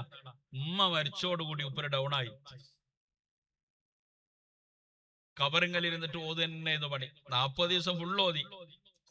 പിന്നെ ഓരോ ആഴ്ചയിലും ഓരോ ഖത്മ് ഓതും. അത് ആദ്യം മൂപ്പരമ്മാന്റെ, നമ്മുടെ വല്യമ്മാന്റെ വല്യപ്പാന്റെ കബറിങ്ങരുന്ന് ഓതും, അടുത്തത് എന്റെ ഉമ്മാന്റെ കബറിങ്ങരുന്ന് ഓതും, പിന്നെ അടുത്തത്. ഇങ്ങനെ ഏകദേശം നടക്കാൻ കഴിയാത്തൊരവസ്ഥയ്ക്ക് അവസാനം ഒരു മാസത്തോളം എത്തുന്നത് വരെ എങ്ങനെയായിരുന്നു. പിന്നെ മൂപ്പർക്ക് യാത്ര ചെയ്യണമെന്നില്ല, വേറൊന്നുമില്ല, എല്ലാം നഷ്ടപ്പെട്ടു. ഇത് അങ്ങനെയാണ്. നമ്മുടെ ഭാര്യ നമുക്ക് നഷ്ടപ്പെടുമ്പോഴാണ് നമ്മുടെ ഭാര്യ ആരാണ് എന്ന് നമുക്ക് തിരിച്ചറിയുന്നത്. അവളാണ് നമുക്ക് ദുനിയാവിലുള്ള നമ്മുടേത് എന്ന് പറയാനുള്ളത്. നമ്മുടെ ഭാര്യയാണ് നമ്മുടേത് എന്ന് നമുക്ക് പറയാനുള്ളത്. സഹോദരിമാരെ, നമ്മുടെ ഭർത്താവാണ്. എത്ര പ്രയാസമുണ്ടെങ്കിലും അവരോടൊത്തുള്ള ജീവിതവും ആ സാന്നിധ്യവും രോഗാവസ്ഥയിലും ആരോഗ്യാവസ്ഥയിലും നമുക്ക് നിലനിർത്താൻ കഴിയണം. അല്ലാഹു സുബ്ഹാനഹു വ തആല തൗഫീഖ് നൽകട്ടെ. അപ്പൊ നന്നായിട്ട് സ്നേഹിക്കാം, അവരെയും തർബിയത്ത് ചെയ്യുക. എന്റെ ഭാര്യ, ഞാനും സ്വർഗത്തിലാവണം, എന്റെ ഭാര്യയും സ്വർഗത്തിലാവണം എന്ന ആഗ്രഹത്തോടു കൂടി അവരുടെ ഇബാദത്തിന്റെ കാര്യത്തിൽ, ദീനീ നിഷ്ഠയുടെ കാര്യത്തിൽ നമുക്ക് ജാഗ്രത ഉണ്ടാവുക. അള്ളാഹു തൗഫീഖ് നൽകട്ടെ. ഉസ്റാ സംഗമത്തിൽ പറയേണ്ട 2 കാര്യം കൂടി പറയാണ്. ഒന്ന്, നമ്മൾ നല്ല അയൽക്കാരാവുക. നല്ല അയൽക്കാരാവുക. അയൽവാസികളുമായുള്ള ബന്ധം ദീനിൽ വളരെ പ്രധാനമാണ്. നബി തങ്ങൾ പറയാണ്, ജിബ്രീൽ അലൈഹിസ്സലാം എൻ്റെ അടുത്ത് ഇങ്ങനെ വന്ന് അയൽവാസികളുടെ ഹക്കിനെ കുറിച്ച് ഇങ്ങനെ പറഞ്ഞുകൊണ്ടിരുന്നപ്പോ ഞാൻ കരുതിപ്പോയി, ഇനി മരിച്ചാൽ അനന്തരാവകാശം അയൽവാസികൾക്ക് കൊടുക്കേണ്ടി വരുമോന്ന് തോന്നിപ്പോയി. അത്രയും ബന്ധം അയൽവാസികളുമായി ഉണ്ട്. അതുകൊണ്ടാണ് അബൂദർ ഗിഫാരി റളിയല്ലാഹു അൻഹുവിനോട് നബി കരീം സല്ലല്ലാഹു അലൈഹി വസല്ലം പറഞ്ഞു, യാ അബൂദർ ഇദാ തബഖത മറഖതൻ ഫഅക്സിർ മഅഹ. നീ സ്പെഷ്യൽ ഉണ്ടാക്കുകയാണെങ്കിൽ ഒന്ന് നീട്ടി ഉണ്ടാക്കണം. സ്പെഷ്യൽ ഉണ്ടാക്കുകയാണെങ്കിൽ നീട്ടി ഉണ്ടാക്കണം, കുറച്ച് തോന ഉണ്ടാക്കണം. ജീറാനക്ക, അയൽവാസികളെയും ഒന്ന് കെയർ ചെയ്യണം. അപ്പൊ നമ്മൾ ഒരു 2 അതിഥികൾ വരികയാണെങ്കിൽ 3 or 4 ആൾക്കുള്ള ഭക്ഷണം ഉണ്ടാക്കുക. എന്നിട്ട് തൊട്ട അയലൊക്കത്ത്, അതിന്റെ വിധങ്ങൾ പറഞ്ഞത്, വാതിൽ ആരുടേതാണ് അടുത്ത്, നമ്മുടെ വീടിനോട് ഏറ്റവും അടുത്തുള്ള വാതിൽ ഏത് അയൽക്കാരുടേതാണ് അവർക്ക് കൊടുക്കണം. എല്ലാ വീട്ടുകാർക്കൊന്നും കൊടുക്കാൻ കഴിയില്ല. പക്ഷെ ഒരയൽക്കാരെങ്കിലും നമ്മളൊരു സ്പെഷ്യൽ ഉണ്ടാക്കുമ്പോൾ പരിഗണിക്കണം. അങ്ങനെയൊക്കെ തന്നെ ആയിരുന്നു നമ്മുടെ ഉമ്മമാര്. ഇപ്പൊ എന്റെ ഉമ്മയൊക്കെ തോനുണ്ടാകും, ഭക്ഷണം ബാക്കിയാവണം, എന്നിട്ട് അയൽവാസികൾക്കൊക്കെ കൊടുക്കണം എന്നുള്ള വലിയ താല്പര്യക്കാരാ. എന്താ അതുകൊണ്ട്? ഭക്ഷണം കൊടുക്കുക എന്നുള്ള വലിയ താല്പര്യ. അത് വലിയൊരു അമലാണ്. ഭക്ഷണം കിട്ടുമ്പോ തന്നെ ഉണ്ടാക്കുന്ന ഒരു സന്തോഷം. നല്ല പൈസക്കാരനാണെങ്കിലും ഫ്രീ ആയിട്ട് ഒരു ഇറച്ചിപ്പൊതി കിട്ടുകയാണെങ്കിൽ അതൊരു സന്തോഷം തന്നെയാണ്. അപ്പൊ ഒരു 5 കിലോ വാങ്ങാൻ കഴിവുള്ള ആളായിരിക്കും ഇയാള്. പക്ഷെ എന്നാലും വെറുതെ ഒരു അക്കീക്കൻ്റെ 1 കിലോ ഇറച്ചി കിട്ടി എന്ന് പറയുമ്പോ അതൊരു സന്തോഷം തന്നെയാണ്. അതുകൊണ്ട് ഭക്ഷണം കൊടുക്കുക. ഇന്നലെ നിങ്ങളാ കൊണ്ടുവന്ന അക്കീക്ക ഞങ്ങൾ 2 നേരം കൂട്ടിട്ടോ എന്നൊക്കെ സന്തോഷത്തോടെ പറഞ്ഞു കേട്ടിട്ടില്ലേ? അതൊക്കെ നമുക്ക് ദീനിലൂടെ കിട്ടിയതാണ്. അയൽവാസികളെ പ്രത്യേകം കെയർ ചെയ്യുക. നബിതങ്ങളോട് ഒരാൾ വന്നിട്ട് ചോദിച്ചു, നബിയെ, ഞാൻ നല്ലോനാണ് എന്നെങ്ങനെ എനിക്കറിയാന്ന് ചോദിച്ചു. ഞാൻ നല്ലോനാണ് എന്നെങ്ങനെയാണ് എനിക്കറിയാം? അപ്പൊ നബിതങ്ങൾ പറഞ്ഞു, എന്റെ അയലോക്കക്കാരൻ പറയാണ് ഇജ്ജ് നല്ലോനാണ്, നജു നല്ലോന. എന്റെ അയലോക്കക്കാരൻ പറയാണ് ഇജ്ജ് മോശാണ്, നജു മോശാണ്. എന്നെങ്ങനെയുണ്ട് ഉത്തരം? നിന്റെ അയൽവാസി പറയാണ് നീ നല്ലവനാ, അപ്പൊ ജുഷാറാണ്. നിന്റെ അയൽവാസിക്ക് നിന്നെ കുറിച്ച് നല്ല അഭിപ്രായമല്ലേ, എങ്കിൽ നീ മോശമാണ്. വല്ലാഹി ലാ യുഅ്മിനു, വല്ലാഹി ലാ യുഅ്മിനു, വല്ലാഹി ലാ യുഅ്മിനു. അല്ലാഹുവിനെ തന്നെ സത്യം, അവൻ മുഅ്മിനല്ല. അല്ലാഹുവിനെ തന്നെ സത്യം, അവൻ മുഅ്മിനല്ല. അല്ലാഹുവിനെ തന്നെ സത്യം, അവൻ മുഅ്മിനല്ല. വളരെ ഗൗരവത്തിൽ മുത്തുനബി സല്ലല്ലാഹു അലൈഹി വസല്ലം ഇത് പറഞ്ഞപ്പോ സ്വഹാബിമാര് ചോദിച്ചു, ആരെ പറ്റിയാ നബി ഞങ്ങൾ ഇത്ര ഗൗരവത്തിൽ പറയുന്നത്? അവർ പറഞ്ഞു, മൻ ലാ യഅ്മനു ജാറുഹു ബവായിക. ഒരു അയൽവാസി തന്റെ അയൽവാസിയുടെ ദ്രോഹം ഭയന്ന് കഴിയുന്നുവെങ്കിൽ ആ ആരുടെ ദ്രോഹമാണോ ഭയക്കുന്നത് അവൻ മുഅ്മിനല്ല. നമ്മുടെ അയൽവാസി ഓൻ ഗൾഫിൽ നിന്ന് വന്നു, പടച്ചോനെ നിന്റെ ദ്രോഹം, നിന്റെ നല്ല സമയം കഴിഞ്ഞു എന്നാണ് ചിന്തിക്കുന്നതെങ്കിൽ അപകടം. മുസ്ലിംകളാണെങ്കിലും അമുസ്ലിംകളാണെങ്കിലും അയൽപക്ക ബന്ധത്തില് എല്ലാവരും തുല്യ. കാഫിര്യങ്ങളായ ആളുകളാണ് നമ്മുടെ അയൽവാസികൾ. ആ ഹക്ക് വീട്ടണം, അത് നിർവഹിക്കണം. അബ്ദുല്ലാഹിബ്നു മുബാറക് റളിയല്ലാഹു അൻഹു എന്ന പേരുള്ള ഒരു മഹാൻ ഉണ്ടായിരുന്നു. അദ്ദേഹത്തിന്റെ വീട് വിൽക്കാൻ തീരുമാനിച്ചു.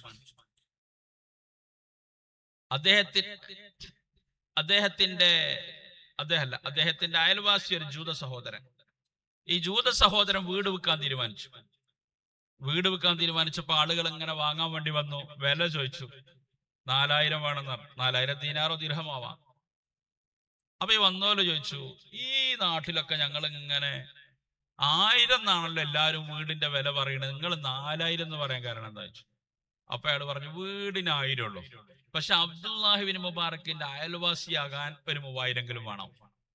ആലോചിച്ചോ, ഇസ്ലാം കൊടിയ ശത്രുവായിട്ട് പ്രഖ്യാപിച്ച ജൂതനോട് അബ്ദുല്ലാഹിബിൻ മുബാറക് എന്ന മഹാപണ്ഡിതൻ സ്വീകരിച്ച പെരുമാറ്റം കൊണ്ടാണ് പറയണത് വീടിന് 1000 ഉള്ളൂ, പക്ഷെ അദ്ദേഹത്തിന്റെ അയൽപക്കത്ത് താമസിക്കണമെങ്കിൽ 3000 വേണമെന്ന് പറയണത്.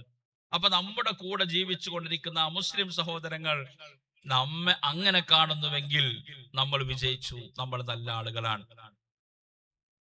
അയൽവാസികളുമായുള്ള ബന്ധം ദൃഢമാക്കുക. അതേപോലെ വീട്ടിലേക്ക് അതിഥികൾ വരുമ്പോ സന്തോഷം. ഇന്നിപ്പോ ആരും ഒരു മാസമായിട്ട് ഇപ്പോ ആരും കാണില്ലല്ലോ എന്ന വിഷമം ഉണ്ടാവേണ്ടത്. ഇപ്പൊ ചില ആളുകളൊക്കെ വിരുന്നേര് വരും എന്ന് പറയുമ്പോ ഞാൻ പെണ്ണുങ്ങളോടൊന്ന് ചോദിച്ചോക്കട്ടെ എന്ന് പറയും. അങ്ങനത്തെ ഒരു അവസ്ഥ ഉണ്ടാവരുത്. ഭർത്താവിനെ അറിയണം, എന്റെ പെണ്ണുങ്ങൾക്ക് അത് സന്തോഷേക്കാരം അറിയണം, അങ്ങനെ ശീലം ഉണ്ടാവണം. ഒരു 2 ആള് വന്നിട്ട് ഓർക്കൊരു കോയമ്പത്തിരി ഉണ്ടാക്കി കൊടുക്കാൻ കഴിഞ്ഞാൽ അത് സന്തോഷമാണ്. ഞാൻ എൻ്റെ ഉമ്മമാരോട് എനിക്ക് പറയാനുള്ളത്, നിങ്ങൾ ഇങ്ങനെ ഫ്രിഡ്ജിൽ 2-3 ദിവസം വെച്ച് ഭക്ഷണം അതിഥികൾ കൊടുത്തിട്ട് നിങ്ങളെ കൂലി നഷ്ടപ്പെടുത്തരുത്. വിഭവങ്ങൾ ഒരുപാട് ഉണ്ടാക്കുക എന്നുള്ളതല്ല, അതിഥിയെ ആദരിക്കുക. അതിഥിയെ ആദരിക്കുക എന്നുള്ളതാണ്. ചെറുശ്ശേരിസ്ത പറയലുണ്ട്, അക്രമഹും അത്രമഹും എന്ന് പറഞ്ഞല്ലോ. അത്രമഹം എന്നല്ല ഭക്ഷണം കൊടുത്തു, അക്രമഹം എന്ന് പറഞ്ഞാൽ അവർക്ക് കൈമടക്ക് കൊടുത്തു എന്നാണെന്ന് ചെറുശ്ശേരിസ്ത പറയലുണ്ട്. അപ്പൊ ഇക്രാം എന്ന് പറഞ്ഞാൽ അത് എന്തു ആവാം, സമ്മാനം കൊടുക്കലാവാം, നല്ല സ്നേഹം കൊടുക്കലാവാം. ഇത് ചെറിയ കാര്യമല്ല. സമസ്തയുടെ പ്രസിഡന്റായിരുന്ന, ദീന ജീവിതത്തിലൂടെ കൃത്യമായി കാണിച്ചു തന്ന മഹാനായ കണ്ണിയത്ത് ഉസ്താദ് നവറല്ലാഹു മർഖദ മഹാനവറുകളെ കുറിച്ച് ചന്ദ്രികയുടെ പത്രാധിപരായിരുന്ന റഹീം മേച്ചേരി പറയുന്ന ഒരു സംഭവം എന്നെ വല്ലാതെ ആകർഷിച്ചു. ഞാനത് പല വേദികളിലും പറയാറുണ്ട്. മേച്ചേരി പറയാണ്, ഞാൻ 8ാം ക്ലാസ്സിൽ പഠിക്കുന്ന ഒരു 13കാരനായിരുന്ന കാലത്ത് ഷേഖുന കണ്ണിയത്ത് ഉസ്താദിന്റെ വീട്ടിലേക്ക് ചെന്നു. വാപ്പ കൊടുത്തയച്ച ഒരു കത്തുമായിട്ടാണ്. അപ്പൊ കണ്ണിയത്ത് ഉസ്താദ് കാളിയായ ഒരു മഹലില് മർഹൂം റഹീം മേച്ചേരിയുടെ പിതാവ് ഭാരവാഹിയാണ്. അപ്പൊ വാപ്പാന്റെ ഒരു കത്തേറ്റാണ് ചെല്ലണത്. കണ്ണിയത്ത് ഉസ്താദ് ചോദിച്ചു, ആരാന്ന് ചോദിച്ചു. പേര് പറഞ്ഞു കൊടുത്തു, വാപ്പാന്റെ പേരൊക്കെ പറഞ്ഞു കൊടുത്തു. കത്ത് വാങ്ങി ചായയും വെള്ളമൊക്കെ കൊടുത്തിട്ട് ഈ കണ്ണിയത്ത് ഉസ്താദ് എന്ന അന്നത്തെ സമസ്തയുടെ സമുന്നതനായ നേതാവ്, അദ്ദേഹം പ്രസിഡന്റായ കാലത്താണെന്ന് അറിയില്ല, 26ാമത്തെ വയസ്സിൽ എന്നെ സമസ്തയുടെ നേതാവായ വ്യക്തിയാണ്. അന്ന് കേരളം ഏറ്റവും ആദരിക്കുന്ന മുഫ്തിയാണ്, വലിയ പണ്ഡിതനാണ്. അദ്ദേഹം ഈ 13 വയസ്സുള്ള കുട്ടിയോട് ചോദിക്കാണ്, മോനെ ഈ എപ്പോഴാ പോണത്? അപ്പൊ ഈ കുട്ടി പറഞ്ഞു, എനിക്ക് കുറച്ചുകൂടി പണിയുണ്ട്. അപ്പൊ ഉസ്താദ് ചോദിക്കാണ്, ഉച്ചക്ക് എവിടുന്നാ ചോറയിക്കണേ? ഉച്ചക്ക് ഹോട്ടലിൽ നിന്ന് തിന്നു. ഏത് ഹോട്ടലിൽ നിന്നാണ്? ഹോട്ടലിന്റെ പേര് പറഞ്ഞു കൊടുത്തിട്ട്. അപ്പൊ കണ്ണീസ്ത പറയാണ്, എന്നാ മോനെ ഹോട്ടലിൽ നിന്ന് ചോറയിച്ചിട്ട് പോയാ മതി, ഇതിന്റെ അതിഥിയാണ്, പൈസ ഞാൻ കൊടുത്തോണ്ട് എന്ന് പറഞ്ഞു. എന്നിട്ട് റഹീമേശ്ശേരി പറയാണ്, ഞാൻ അങ്ങനെ വീട്ടിൽ നിന്ന് പുറത്തിറങ്ങി. കുറച്ചു കഴിഞ്ഞപ്പോണ്ട് കണ്ണിയത്ത് ഉസ്താദ് എന്റെ പിന്നാലെ വേഗത്തിൽ വരുന്നു. എന്നിട്ട് വിളിച്ചു പറയാണ്, മോനെ ഉച്ചക്ക് ഭക്ഷണം കഴിക്കാൻ വീട്ടിക്ക് വരണം, അതിഥിയെ ഹോട്ടലിലേക്ക് പറഞ്ഞേക്കാന്നുള്ളത് മര്യാദയല്ല എന്ന് പറഞ്ഞു. ഇത് പറയുമ്പോ ശംസുലമ നിൽക്കുകയാണെങ്കിൽ നമുക്ക് പറയാം, ഇത് ശംസുലമല്ല, 8ാം ക്ലാസ്സിൽ സ്കൂളിൽ പഠിക്കുന്ന 13 വയസ്സുള്ള ഒരു കുട്ടി അതിഥിയായി വന്നപ്പോ സമുന്നതനായ ഒരു പണ്ഡിതൻ കാണിച്ച മര്യാദയാണ്. സഹോദരന്മാരെ, ഇതൊക്കെയാണ് ദീന്. നിസ്സാരമായ ഒരുപാട് കാര്യങ്ങൾ കൊണ്ട് നമുക്ക് ഒരുപാട് പ്രതിഫലം കിട്ടും. അതുകൊണ്ട് അതിഥികൾ വരുമ്പോ നന്നായിട്ട് സൽക്കരിക്കുക. നമ്മളെ ഈ ഫ്രിഡ്ജ് അതിഥികൾക്ക് ഭക്ഷണം സൂക്ഷിച്ചു വെക്കാനുള്ള ഒരു ഉപകരണമാക്കി നിങ്ങളൊന്ന് മാറ്റരുത്. പിന്നുള്ളത് ഒക്കെ ഓർഡർ ചെയ്യാന്നുള്ളതാണ്. അതൊരു അലസതയാണ്. നമ്മൾ ഭക്ഷണം ഉണ്ടാക്കുക, വിശേഷിച്ച് ഉസ്താദുമാർക്കൊക്കെ ചെലവുണ്ടാക്കുമ്പോഴെങ്കിലും നിങ്ങൾ ഓർഡർ ചെയ്യരുത്. ആ ഉണ്ടാക്കിയ കൂലി കിട്ടണം. ആ ഉസ്താദുമാർക്ക് പൈസ കൊടുക്കുക, ഒരു ഹോട്ടലിൽ നിന്ന് തിന്നോളും എന്നൊക്കെ പറയുന്ന രീതി ഉണ്ടല്ലോ. ആധുനിക സഹോദരിമാരുടെ ഒരു ദുഷ്ടചിന്തയാണ് എന്ന് നിങ്ങളെ അപമാനിക്കാൻ വേണ്ടി പറയല്ല, ഉത്ബോധിപ്പിക്കാൻ വേണ്ടി പറയാണ്. ഉസ്താദുമാരൊക്കെ വീട്ടിൽ വന്ന് ആ ഭക്ഷണം കഴിച്ച് ഓല് നല്ലൊരു കോഴിയും പത്തിരിയും കിട്ടിയിട്ടുണ്ടാവുന്ന ഒരു ദുആ ഉണ്ടല്ലോ, ആ ദുആന്റെ ബർക്കത്ത് നിങ്ങൾ കരുതണം. നല്ല ഭക്ഷണം ഉസ്താദന്മാർക്ക്, നമ്മളെ കുട്ടികൾക്ക് ദീന് പഠിപ്പിക്കുന്ന കുട്ടികളാ ഉസ്താദന്മാരാണ്. ഓലെ നമ്മൾ നല്ല ഭക്ഷണം നൽകി സന്തോഷിപ്പിക്കണം. അത് നമ്മളിങ്ങനെ മറ്റേ മന്തി ഓർഡർ ചെയ്ത് ഈ ഹോട്ടലിൽ പറഞ്ഞ് അവർക്ക് ആ നേരത്തെ ഇങ്ങനെ ഉസ്താദുമാര് വന്നിരിക്കണതിന്റെ ഇടയിൽ ആ ഒരു ഓട്ടോറിക്ഷക്കാരെ വന്നിട്ട് ബെല്ലടിക്കണമെന്നിട്ട് കവർ വാങ്ങിയിട്ട് നമ്മളതിങ്ങനെ പൊതിയാക്കി. ഉസ്താദുമാർക്ക് അറിയാം പ്ലേറ്റ് മാത്രമേ ഉള്ളൂ പെരീത്തത്.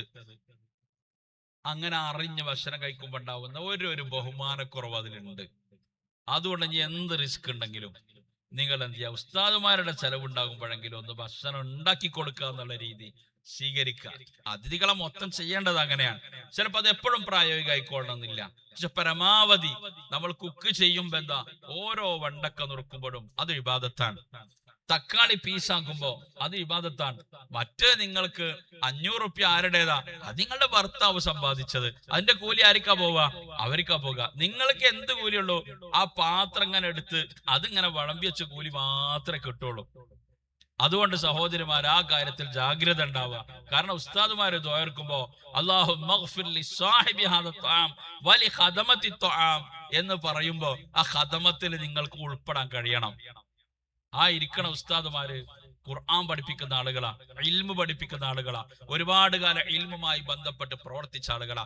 അതുകൊണ്ട് കാര്യം പ്രത്യേകം ശ്രദ്ധിക്കുക. ഞാൻ ഈ വിഷയം അവസാനിപ്പിക്കുകയാണ്. അല്ലാഹു സുബ്ഹാനഹു വ തആല നമ്മളെ സ്വാലിഹീങ്ങളാക്കട്ടെ, നമ്മുടെ വീട് ദീനിന്റെ വീടാക്കുക. ഞാൻ പറയുന്നത്, നമ്മളിങ്ങനെ വഹാബിസത്തെ നമ്മൾ ശക്തമായി എതിർക്കും. നമുക്ക് സുന്നത്ത് ജമാഅത്തിന്റെ വഴി കിട്ടിയത് ഒരു കാലത്ത് പണിയെടുത്ത ഉസ്താദുമാരായതുകൊണ്ടാണ്. പക്ഷെ ഇങ്ങനെയൊക്കെ ആയിട്ടും കുറച്ചൊക്കെ നമ്മളിൽ ഇങ്ങനെ വഹാബിസം കേറിയിട്ടുണ്ട്. പഴയ രീതിയിൽ മൗലൂദ് ഓതാനും മൗലിദ് സദസ്സുകൾ സംഘടിപ്പിക്കുവാനും നമുക്ക് കഴിയണം. അതിന്റെ ഒരു സ്വാധീനം ഉണ്ടാവരുത് നമ്മുടെ വീടുകളിൽ. റബീഉൽ അവ്വൽ വന്നാല് അത് 1 മുതൽ പിന്നെ മുഹിദ്ദീൻ ഷേഖിന്റെ ആണ്ട് ദിവസം വരെ 40 ദിവസം മൗലൂദ് ഓതുക എന്നുള്ള ഒരു പാരമ്പര്യം നമ്മുടെ മലബാറിലുണ്ട്. അത് നിലനിർത്തണം. വീട്ടിലെ ആണുങ്ങളില്ലേ, ഉമ്മമാര് ഇശാമരുവിന്റെ ഇടയിലോ ഇശാസ്കാരം കഴിഞ്ഞിട്ടോ കുട്ടികളെ മൊത്തം ഇരുത്തിയിട്ട് നമ്മൾ മൗലൂദ് ഓതണം. അത് നമ്മുടെ ഒരു ശക്തിയാണ്, നമ്മുടെ ഊർജമാണ്. മജ്ലിസുൻ നൂർ, മഹാന്മാരുടെ ആണ്ട് ദിവസങ്ങളൊക്കെ വരുമ്പോ മക്കൾക്ക് പറഞ്ഞു കൊടുക്കണം, മുഹിദ്ദീൻ ഷേഖിന്റെ ആണ്ടാണ്, ഇന്ന് അജ്മീർ ഖാജ തങ്ങളുടെ ആണ്ടാണ്, അവർക്കൊരു ഫാത്തിഹ ഓതണം. ഈ മഹബ്ബത്ത്, ഇതാണ് സുന്നത്ത് ജമാഅത്ത്. അതിലൂടെ നമുക്ക് കിട്ടുന്നത് എന്താ? വൽമർഉ മഅ മൻ അഹബ്ബ, ഒരു മനുഷ്യൻ ആരെയാണോ സ്നേഹിച്ചത് അവരോടൊപ്പം. അത് നമ്മൾ നിർവഹിക്കണം. മൗലൂദ് ഉണ്ടാക്കുക, അല്ലെ ഉസ്താദ്മാരെ വിളിച്ചിട്ട് ഒരു കുത്തുബിയത്ത് എടുത്താൽ മൗലൂദ് ഓദിപ്പിക്കുക, അവർക്കൊക്കെ ഭക്ഷണം കൊടുക്കുക, പൈസ കൊടുക്കുക. ഇതൊക്കെ സുന്നത്ത് ജമാഅത്തിന്റെ വഴികളാണ്. ഇത് കുട്ടികൾക്ക് നമ്മൾ ശീലമാക്കണം. ഇല്ലെങ്കിൽ ഇതൊക്കെ അവസാനിക്കും. ഇപ്പൊ ഞാനിങ്ങനെ ഓർത്തു പോവാൻ, കോഴിക്കോട്ട് പുതിയങ്ങാടിയിലുള്ള ഒരു സഹോദരൻ ഒരു ഹുദവി സുഹൃത്തിനോട് അവിടുന്ന് കേട്ടൊരു സംഭവം പറയാൻ. ഒരു കുട്ടിയുടെ സുന്നത്ത് കർമ്മം നടക്കുകയാണ്. സുന്നത്ത് കർമ്മം നടക്കുമ്പോ പഴയ കാലത്തൊക്കെ നമുക്കൊക്കെ അറിയാം, ഉസ്താദ്മാരൊക്കെ വിളിച്ച് മൗലൂദൊക്കെ ഓതി ദോയർന്നിട്ടാണ് സുന്നത്തൊക്കെ കഴിക്കുക. അപ്പൊ അങ്ങനെ സുന്നത്ത് കർമ്മത്തിന് വേണ്ടിയിട്ട് ഉസ്താദ്മാരൊക്കെ അങ്ങനെ മൗലൂദ് ഓതാൻ വേണ്ടി ഇരുന്നിട്ടുണ്ട്. അപ്പൊ അവിടെ മഹാനായ CH മുഹമ്മദ് കോയ സാഹിബ് ഉണ്ട്. അദ്ദേഹം മൗലൂദിന് വേണ്ടി ഇരിക്കുകയാണ്. മൗലൂദ് കിതാബ് കൊണ്ടുവരാൻ വേണ്ടിയിട്ട് ഉസ്താദ് ആരെ പറഞ്ഞയച്ചു, അൽഫാത്തിഹ എന്ന് വിളിച്ചു. ദുആ ചെയ്യുമ്പോഴേക്കിന്റെ മൗലൂദ് കിതാബ് വരും എന്നാ കരുതിയത്. മൗലൂദ് കിതാബ് വന്നില്ല. അപ്പോ പിന്നെ മൗലൂദ് കിതാബിന് ഇങ്ങനെ കാത്തിക്കുമ്പോ CH മനസ്സിലായി ഇത് ഹദീസ് ഓതാൻ വേണ്ടിയുള്ള കാത്തിരിക്കലാണ്. മൂപ്പരം കണ്ടു തുടങ്ങി കാണാതെ. സുബ്ഹാനല്ലദീ അത്റാ ഫീ ശഹരി റബീഇൽ അവ്വലി ഖമറ നബിയിൽ ഹുദാ വഔജദ നൂറഹു ഖബ്ല ഖൽഖിൽ ആലമി വസമ്മാഹു മുഹമ്മദ. ഞാനിത് പറയുന്നത് ഒരു പൊതുപ്രവർത്തകന് പോലും മങ്കൂസ് മൗലിദ് കാണാതറിയുന്ന ഒരു കാലമുണ്ടായിരുന്നു മലബാറിൽ. ഇന്ന് നമ്മള് ജവാബ് മാത്രം കാണാതറിയുന്ന ആളുകളായി മാറി. സ്വലാത്തും തസ്ലീമും എന്നുള്ളത് അറിയും. ഒരു 25 കൊല്ലം കഴിഞ്ഞാൽ അതും നോക്കി ചെല്ലേണ്ടിയാണ്. ആ ഒരവസ്ഥയ്ക്ക് എത്തരുത്. നമ്മളിത് നിലനിർത്തണം. നമുക്ക് ഹുബ്ബുണ്ടാക്കി തന്ന, നമുക്ക് ദീൻ ഉണ്ടാക്കി തന്ന, മഹാനുമാരുമായി നമുക്ക് ബന്ധമുണ്ടാക്കി തന്ന, അല്ലേ, പാണക്കാട് സയ്യിദുമാര് റബീഉൽ അവ്വൽ 1 മുമ്പ് സഫർ 29 എല്ലാവരെയും വിളിച്ചിട്ട് മൗലൂദ് ഓതും. അത് ഹൈദരലി തങ്ങൾ ഉണ്ടായിരുന്നു, സാദിഖ് അലി തങ്ങൾ നിർവഹിക്കുന്നുണ്ട്. അതെന്തിനാ? അത് റബീഉൽ അവ്വൽ വരാൻ പോകാണ്, എല്ലാവരും പെരയിൽ മൗലൂദ് തുടങ്ങിക്കോളി എന്ന ആഹ്വാനമാണത്. അത് നമ്മുടെ ഉമ്മത്തിന്റെ ശക്തിയാണ്. നമുക്ക് നിലനിർത്തണം. മഹാരഥന്മാരായ ഉസ്താദുമാര് നമുക്ക് കാണിച്ചു തന്നതാണ്. മഹാനായ ശൈഖുന ചെറുശ്ശേരി ഉസ്താദൊക്കെ വീട്ടില് മൗലൂദ് നടത്തും. ലഭ്യമായ എല്ലാ പക്ഷിമൃഗാദികളും ഉണ്ടാവും. ഞാൻ ഒട്ടകത്തിന്റെ ഇറച്ചി എന്നത് ഉസ്താദിന്റെ വീട്ടിൽ നിന്നാണ്. കാട് ഏറ്റവും കൂടുതൽ എത്തുന്നത് ഉസ്താദിന്റെ വീട്ടിൽ നിന്നായിരിക്കും. സാധാരണ അവിടെ നാട്ടുകാർ കൊടുക്കണേലേറെ ഹദിയയും നാട്ടുകാർ 50 കൊടുക്കുകയാണെങ്കിൽ ഉസ്താദ് 100 കൊടുക്കും. 2002-2003 കഥയാണ് പറയണത്. അത് മാതൃകയാണ്, നമ്മളത് ചെയ്യണം. റബീഉൽ അവ്വൽ വരുമ്പോ ഉമ്മമാര് പറയണേ, നമ്മളെ വീട്ടിൽ ഉസ്താദ്മാരൊക്കെ വിളിച്ചിട്ടൊന്ന് മൗലൂദ് ഓതിപ്പിക്കണം. ആ മങ്കൂസൊക്കെ ഓതി അശ്രക്കൊക്കെ ചെല്ലി ആ മർഹബൊക്കെ ചെല്ലിയിട്ട് ആ കുട്ടികളുടെ മനസ്സിലൊക്കെ ഒരു ഹുബ്ബിങ്ങനെ തളരിടണം. അതിന് നിങ്ങൾ തയ്യാറാവണം. ചെയ്യൂലേ? നിങ്ങൾ പറയൂ സഹോദരിമാര്, പറയും ചെയ്യൂലേ? ഇൻഷാ അല്ലാഹ് അടുത്ത റബീഉൽ അവ്വലില് ഇവിടുത്തെ ഉസ്താദുമാർക്ക് ഡേറ്റ് കൊടുക്കാൻ ഉണ്ടാവരുത്. കൊണ്ടൂർക്കര മഹല്ലിലെ ഉസ്താദുമാർക്കും നൂറുൽ ഹിദായിലെ ഉസ്താദുമാർക്കും ഡേറ്റ് തീർന്നു എന്ന് പറയണം. എല്ലാരും ബുക്കിംഗ് ആയി മൗലൂദിന്.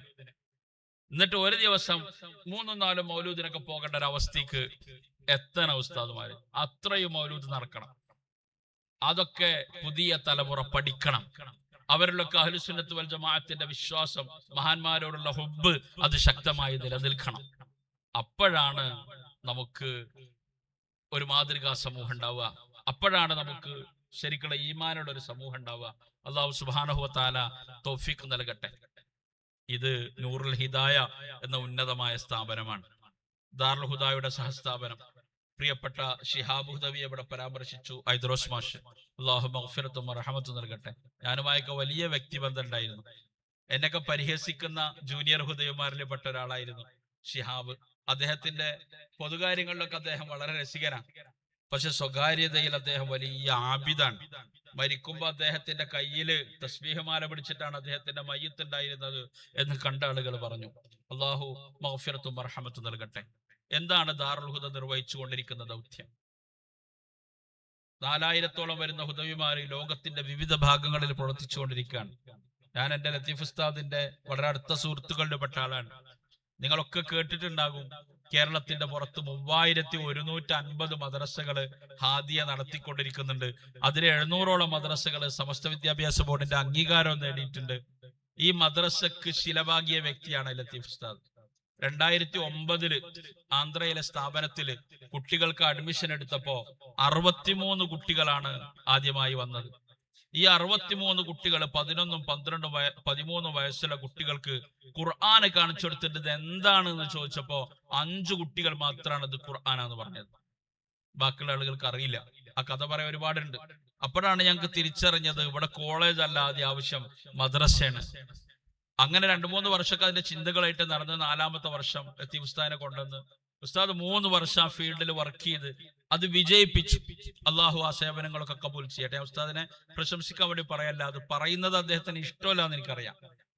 പിന്നെ ഉമ്മാക്ക് പിന്നെ 7 വർഷം അദ്ദേഹം അവിടെ സേവനം ചെയ്ത് ഉമ്മാനെ നോക്കാൻ വേണ്ടിയിട്ടാണ് അദ്ദേഹം പിന്നെ ആന്ധ്ര വിട്ടത്. അദ്ദേഹത്തിന്റെ സാന്നിധ്യം അവിടെ വലിയ അനുഗ്രഹമായി. സ്ഥാപനത്തിന് വലിയ വികസനം ഉസ്താദിന്റെ കൂടി പരിശ്രമത്തിൽ കമ്മിറ്റിക്കാരുടെ പിന്തുണയോടുകൂടി നടന്നു എന്നറിയാൻ കഴിഞ്ഞു. അല്ലാഹു സുബ്ഹാനഹു വ തആല അതൊക്കെ കബൂൽ ചെയ്യട്ടെ.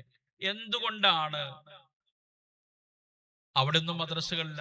നമുക്ക് ഉസ്താദുമാര് പണിയെടുത്തു. സമസ്തയുടെ ഉസ്താദുമാര് കഷ്ടപ്പെട്ട് നടന്നും ബസ്സിലും യാത്ര ചെയ്ത് മദ്രസകൾ ഉണ്ടാക്കി. ബാഫക്കിത്തങ്ങൾ അതിന് ത്യാഗം ചെയ്തു. ഉസ്മാൻ സാഹിബ്, ഐദ്രോസ് ഉസ്താദ്, പാലക്കാട് ജില്ലക്കാരനായ ആനക്കര കുഞ്ഞഹമ്മദ് മുസ്ലിയാർ, അവരൊക്കെ ഒരു സൗകര്യങ്ങളും ഇല്ലാത്ത കാലത്ത് കഷ്ടപ്പെട്ടുണ്ടാക്കി. നമുക്ക് ഈ സദസ്സിൽ ഖുർആൻ ഓതാൻ അറിയാത്ത ആളുകൾ ഉണ്ടാവില്ല. ഇപ്പൊ ഞാനിപ്പോ അവലം യറൽ ഇൻസാനു അന്നാ ഖലഖനാഹു മിൻ നുത്ഫ എന്ന ആയത്തോതിയപ്പോൾ അത് യാസീനിലതാണ് എന്ന് നിങ്ങൾക്കറിയാം. പക്ഷെ ആന്ധ്രയിലുള്ള ഒരാൾക്ക് അറിയില്ല. അത് ഞാനിപ്പോ മിഞ്ഞാന്ന് പറഞ്ഞല്ലോ, സ്ത്രീകൾക്ക് 2 സ്ഥലത്ത് ക്ലാസ് എടുത്തു. ഞാൻ അവർക്ക് പറഞ്ഞു കൊടുത്തത് എന്താണെന്നറിയോ? ഈമാന്റെ 7 കാര്യങ്ങൾ. നമ്മൾ 6 കാര്യങ്ങൾ പറയുമ്പോ ഹനഫികളുടെ ഇടയിൽ അത് ഖിയാമത്ത് വേറെയും പുനർജീവിതം വേറെ ആയിട്ടാ പഠിപ്പിക്കുക. ഇത് നമ്പർ അള്ളാഹുൽ വിശ്വസിക്കുക, മലക്കുകളിൽ വിശ്വസിക്കുക, കിതാബുകളിൽ വിശ്വസിക്കുക. എന്നിട്ട് ഏതൊക്കെ കിതാബുകള്, എന്നിട്ട് റസൂലുള്ളാഹിനെ പറ്റി പറഞ്ഞു കൊടുക്കുക. എന്നിട്ട് 5 ഇസ്ലാം കാര്യങ്ങളും പറഞ്ഞെടുത്ത് നിസ്കാരത്തിന്റെ കാര്യമൊക്കെ ഒന്ന് ശ്രദ്ധിക്കാൻ പറഞ്ഞു. ഇങ്ങനെ പറയാൻ കാരണം എന്താണെന്നറിയോ? ഒരു വർഷം മുമ്പ് ആ ഗ്രാമത്തിൽ ഞാനൊരുക്ക പോയപ്പോ ഒരു വീട്ടില് 14 സ്ത്രീകളോട് ചോദിച്ചു, റസൂലുള്ളാഹിന്റെ പേര് ചോദിച്ചപ്പോ അറിയില്ല. 50, 60, 40 വയസ്സുള്ള പെണ്ണുങ്ങൾക്ക് മുത്തുനബിന്റെ പേരറിയില്ല മക്കളെ. ഈ ഒരവസ്ഥ കേരളത്തിന്റെ പുറത്ത് ഒട്ടുമിക്ക സംസ്ഥാനങ്ങളിലുണ്ട്. എത്ര ജനാപത്തുണ്ടായാലും കുളി വെള്ളിയാഴ്ച മാത്രം. തല നനച്ച് പെണ്ണുങ്ങൾ കുളിക്കൽ എപ്പോഴാ? വെള്ളിയാഴ്ച മാത്രം. ആണുങ്ങളും അങ്ങനെ തന്നെ. അങ്ങനെ എത്രയോ ഗ്രാമങ്ങൾ. ആന്ധ്രയിൽ ദാറുൽഹുദയുടെ ഒരു സ്ഥാപനത്തിന് നേതൃത്വം നൽകുന്ന ആളാണ് എന്ന് അറിയുന്ന എന്നോട് നിങ്ങൾക്ക് നോമ്പുണ്ടോ എന്ന് ചോദിച്ചു റമദാനില്. നിങ്ങൾക്ക് നോമ്പുണ്ടോ? ഇല്ലെങ്കിൽ ഒരു ചായ പറയാൻ വേണ്ടിയിട്ടാണ് ആ ചോദ്യം.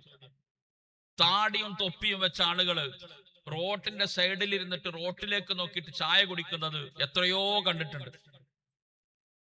ഒരു സ്ഥലത്ത് പോയ സമയത്ത് അത്താഴത്തിന്റെ നേരത്തിന്റെ പള്ളിയിൽ കുറെ ആളുകൾ അത്താഴം കഴിക്കാൻ. എനിക്ക് ഭയങ്കര സന്തോഷമായി. നോമ്പ് തുറക്ക പള്ളികളിൽ നമ്മൾ കണ്ടിട്ടുണ്ട്, അത്താഴത് ആദ്യമായിട്ട് കാണുകയാണല്ലോ. അപ്പൊ എന്റെ കൂടെയുള്ള ആന്ധ്രക്കാരനായ ഒരു ഹുദവിയോട് ഞാൻ ചോദിച്ചു, ഇത് ഭയങ്കര സന്തോഷായിട്ടോ അത്താഴൊക്കെ കമ്മിറ്റി ഇങ്ങനെ കൊടുക്കുമ്പോ. അപ്പൊ അവനോട് പറയാണ്, ഉസ്താദ് ഇത് സന്തോഷിക്കേണ്ട കാര്യമല്ല. എന്തേന്ന് ചോദിച്ചു. 3:30 4 മണിക്കൊക്കെ നീറ്റിട്ട് ഇവർക്ക് ചോറ് വിളമ്പി കൊടുക്കാൻ ഇവരുടെ ഭാര്യമാരും പെങ്ങന്മാരും ഉമ്മമാരും ഒന്നും റെഡിയല്ല. അതുകൊണ്ട് നോമ്പ് നോൽക്കുന്ന ആൾക്കാർക്ക് കമ്മിറ്റി ഭക്ഷണം ഉണ്ടാക്കുകയാണ് എന്ന് പറഞ്ഞു. നിങ്ങൾ ആലോചിച്ചു ഒരു നാടിന്റെ അവസ്ഥ. ഈ ഒരവസ്ഥക്ക് ചെറുതെങ്കിലും മാറ്റമുണ്ടാക്കാൻ വലിയൊരു സംഘം പോയി പ്രവർത്തിച്ചാൽ കഴിയും എന്ന് 1978 80 കാലത്ത് ബഷീർ ഉസ്താദും ബാപ്പുട്ടി ഹാജിയും ഹൈദർ ഉസ്താദും ഒക്കെ ആലോചിച്ചു. ആ ഒരു ആലോചനയുടെ ഭാഗമാണ് ദാറുൽ ഹുദ. അതുകൊണ്ട് 100 കണക്കിന് ആളുകൾ ഇന്ന് കേരളത്തിന്റെ പുറത്ത് പ്രവർത്തിക്കാൻ. 80 കുട്ടികളുള്ള 1986 80 കുട്ടികളുമായി തുടങ്ങിയ സ്ഥാപനം ഇന്ന് 11,500 കുട്ടികളുള്ള വലിയ യൂണിവേഴ്സിറ്റിയായി മാറി. ആ 11,500 നമ്മുടെ നൂറുൽ ഹിദായിലെ 300 കുട്ടികളുണ്ട്. അവരുടെ ഉദ്ദേശശുദ്ധിയുടെ ഇഖ്ലാസിന്റെ വിജയാണ്. ഈ 11,500 കുട്ടികളുള്ള സ്ഥാപനത്തിൽ ബഹുഭൂരിഭാഗവും അധ്യാപകര് ഹുദവിമാരായ ആളുകളാണ്. അവർ മതരംഗത്ത് സേവനം ചെയ്യുന്നു. അതിൽ 25 വർഷം മതരംഗത്ത് പൂർത്തിയാക്കിയ ആളുകളുണ്ട്, 27 വർഷമായ ആളുകളുണ്ട്, 20 വർഷമായ ആളുകളുണ്ട്. കുറെ ആളുകള് മതരംഗത്ത് തുടർന്ന് മുന്നോട്ട് പോകാൻ കഴിയാതെ വിദേശത്ത് പോയ ആളുകളുണ്ട്. വിദേശത്ത് പോയപ്പോ ജോലിക്കിടയിൽ ദഅവാ പ്രവർത്തനം നടത്തുന്ന ആളുകളുണ്ട്. ഇപ്പൊ ദുബൈയിലും അബുദാബിയിലും ഒക്കെ 100 കണക്കിന് കുട്ടികൾ പഠിക്കുന്ന ഇസ്ലാമിക് സ്കൂളുകള് ഹാദിയ ഹുദവിമാരെ കൊണ്ട് നടത്തിക്കൊണ്ടിരിക്കുന്നുണ്ട്. അപ്പൊ ഈ രീതിയിലേക്ക് ഇവിടെ പഠിച്ച കുട്ടികളും വളരും. അങ്ങനെ വളരുമ്പോ അവരുടെ സേവനത്തിന്റെ പ്രതിഫലം നിങ്ങൾക്ക് കിട്ടും. എന്റെ വാപ്പ മരിച്ചപ്പോ 2 ഹനഫി ജമാഅത്ത് നടന്നു മയ്യിത്ത് നിസ്കാരം. 2 പ്രാവശ്യം ഹനഫി ജമാഅത്ത്. എന്താ കിട്ടാൻ കാരണം? എന്റെ മക്കള് വന്നു, ആന്ധ്രയിൽ പഠിച്ച കുട്ടികള്. ഷറഫ് ഉസ്താദിന്റെ ഒപ്പം മരിച്ചിട്ടുണ്ട്. അപ്പൊ നമ്മള് പോണം. ദാറുൽ ഹുദയിലുള്ള കുറെ ഹനഫി കുട്ടികളുണ്ട്, നമ്മളെ മക്കള്. അവര് വന്നു. ഈ ബാപ്പുട്ടി ഹാജിക്കും ഹൈദർ ഉസ്താദും അവരുടെ ബാപ്പുട്ടി ഹാജിയുടെ ആണ്ട് ദിനം കഴിഞ്ഞു. നേപ്പാളിൽ നിന്നൊക്കെയുള്ള കുട്ടികൾ, ആസാമിൽ നിന്നൊക്കെയുള്ള കുട്ടികൾ, ബംഗാളിൽ നിന്നൊക്കെയുള്ള കുട്ടികൾ ബാപ്പുട്ടി ഹാജി എന്ന ആ ചമ്മാട് മാനിപ്പാടത്തെ ചമ്മാട്ടുകാരനായ ടവ്വല് കൊണ്ട് തലമറച്ച് ജീവിച്ച സാധാരണക്കാരനായ ഒരാൾക്ക് വേണ്ടിയിട്ട് ദുആ ചെയ്യാൻ. ഇതാണ് നമുക്ക് കിട്ടാനുള്ളത്. ഒരു ഹുദവിയുടെ ഉപ്പി മരിച്ചാൽ, ഞങ്ങളുടെ ഹുദയുപദേശം എന്ന് പറഞ്ഞൊരു ഗ്രൂപ്പ് ഉണ്ട്. ഇതാ ഫുലാൻ ഹുദവിയുടെ ഉപ്പ മരണപ്പെട്ടിരിക്കുന്നു, അതിന്റെ താഴെ വരും 1ാമത്തെ ജുസ് ഞാന് എന്ന് പറഞ്ഞിട്ടൊരാൾ, 2ാമത്തെ ജുസ് ഞാന് എന്ന് പറഞ്ഞിട്ടൊരാൾ, അങ്ങനെ 30 ആള്. പിന്നെതാ ഇന്ന ഹുദവിയുടെ ഉമ്മാക്ക് വേണ്ടിയിട്ടുള്ള 2ാമത്തെ ഖത്മ് എന്ന് പറഞ്ഞിട്ട് ഇങ്ങനെ വരും. എല്ലാ ക്യാമ്പസുകളിലും അവർക്ക് വേണ്ടി ദുആ ഉണ്ടാകും. ആ ഉമ്മി മരിച്ചത് ആയിരക്കണക്കിന് ആളുകളുടെ ഇടയിൽ അറിയും. പിറ്റത്തെ വെള്ളിയാഴ്ച ദാറുൽ ഹുദയിൽ സാദിഖലി തങ്ങളുടെയും ബഹാവുദ്ദീൻ ഉസ്താദിന്റെയും പേരിലുള്ള ഒരു എഴുത്തുണ്ടാകും, ഇന്ന ഹുദവിയുടെ ഉമ്മാക്ക് വേണ്ടിയിട്ട് മയ്യിത്ത് നിസ്കരിക്കണം. ഇതിന് വലിയൊരു ഭാഗ്യം എന്താണ് നിങ്ങൾക്ക് കിട്ടാനുള്ളത്? ഇത് ഉമ്മാക്കും ഉപ്പാക്കും മാത്രമല്ല, സഹകരിക്കുന്ന ആളുകൾക്കൊക്കെ ഈ പ്രാർത്ഥനകൾ ഉണ്ടാവാറുണ്ട്. അവരുടെ മക്കൾ ഹുദവി ആയിട്ടുണ്ടാവില്ല, പക്ഷെ അവർ ദാറുൽ ഹുദയുടെ ഏതെങ്കിലും ഒരു ഹുദവിയുടെ ചെലവേറ്റെടുത്തിട്ടുണ്ടാവും, അല്ലെങ്കിൽ എന്തെങ്കിലുമൊക്കെ സഹായങ്ങൾ ചെയ്തിട്ടുണ്ടാവും, അല്ലെങ്കിൽ ഹാദിയയുടെ ഒരു മദ്രസക്ക് വേണ്ടി ഫണ്ട് ചെയ്തിട്ടുണ്ടാവും. ഇവർക്കൊക്കെ വേണ്ടിയിട്ട് ഞങ്ങൾ ദുആ ചെയ്യും. ഇപ്പൊ പുങ്ങനൂരിലെ സ്ഥാപനത്തിലൊക്കെ ലത്തീഫ് ഉസ്താദിനെ അറിയാം, എന്നും സുബഹിന്റെ ദുആയിൽ ആരെങ്കിലും ഒക്കെ ഉണ്ടാവും എന്തെങ്കിലുമൊക്കെ ആവശ്യങ്ങൾ പറഞ്ഞിട്ട്. 11 ആരിയ സലാത്ത് ചൊല്ലിയിട്ട് ആ കുട്ടികൾ ദുആ ചെയ്യും. അപ്പൊ ഇത് നിങ്ങൾക്ക് കിട്ടും. ഞാൻ ഓർത്തു പോവാണ്, എൻ്റെ ഉമ്മ മരിച്ചപ്പോ കോവിഡ് കാലാണ്, എത്രയോ ആളുകളാ വന്നത്. ഞങ്ങൾ 5 പേരും മൂല്യന്മാരാണ്. ഉമ്മാക്ക് നിർബന്ധം ഉണ്ടായിരുന്നു, ആരെയും ഗൾഫിക്കൊന്നും പറഞ്ഞേക്കാതെ 5 ആളെയും പഠിപ്പിച്ച് മൂല്യന്മാരാക്കി. 2 ഫൈസി, ഒരു അൻവരി, ഒരു ഹുദവി, ഒരു നിസാമി. ഞങ്ങളൊറ്റൊക്കെ ബന്ധപ്പെട്ട ആളുകൾ ഇങ്ങനെ വരികയാണ്, വന്നിട്ട് ഇങ്ങനെ ദുആ ചെയ്യാൻ. അപ്പൊ ഞങ്ങളിത് ഇങ്ങനെ കരുതി ഒരു 3 പേരൊക്കെ ഉണ്ടാവുള്ളൂ. ഇല്ല, അത് 7 കഴിഞ്ഞ് പിന്നെയും 15-നും 20-നൊക്കെ അതേപോലെ ആളുകൾ ഇങ്ങനെ വരികയാണ്. അന്ന് വരാൻ പറ്റിയില്ല, കോവിഡ് ആയതുകൊണ്ട് കുറെ ആളുകൾക്ക് വരാൻ പറ്റില്ലല്ലോ. അപ്പൊ ഉള്ള നേരത്ത് ഇങ്ങനെ വന്ന് ദുആർക്ക്. എന്താ കാരണം? ഈ മക്കളൊക്കെ മൂല്യമാരാണ്, അവരായിട്ട് ബന്ധപ്പെട്ടവരൊക്കെ ഇങ്ങനെ വരികയാണ്. അപ്പൊ നിങ്ങളുടെ മക്കളെ പരമാവധി പഠിപ്പിക്കുക, അതേപോലെ പഠിക്കുന്ന മക്കൾക്ക് നിങ്ങൾ സംരക്ഷണം നൽകുക. അപ്പൊ നിങ്ങള് ഈ സ്ഥാപനം ഉമ്മത്തിന്റെ ചെലവ് കൊണ്ട് മാത്രം നടന്നു പോകുന്ന ഒരു സ്ഥാപനമാണ്.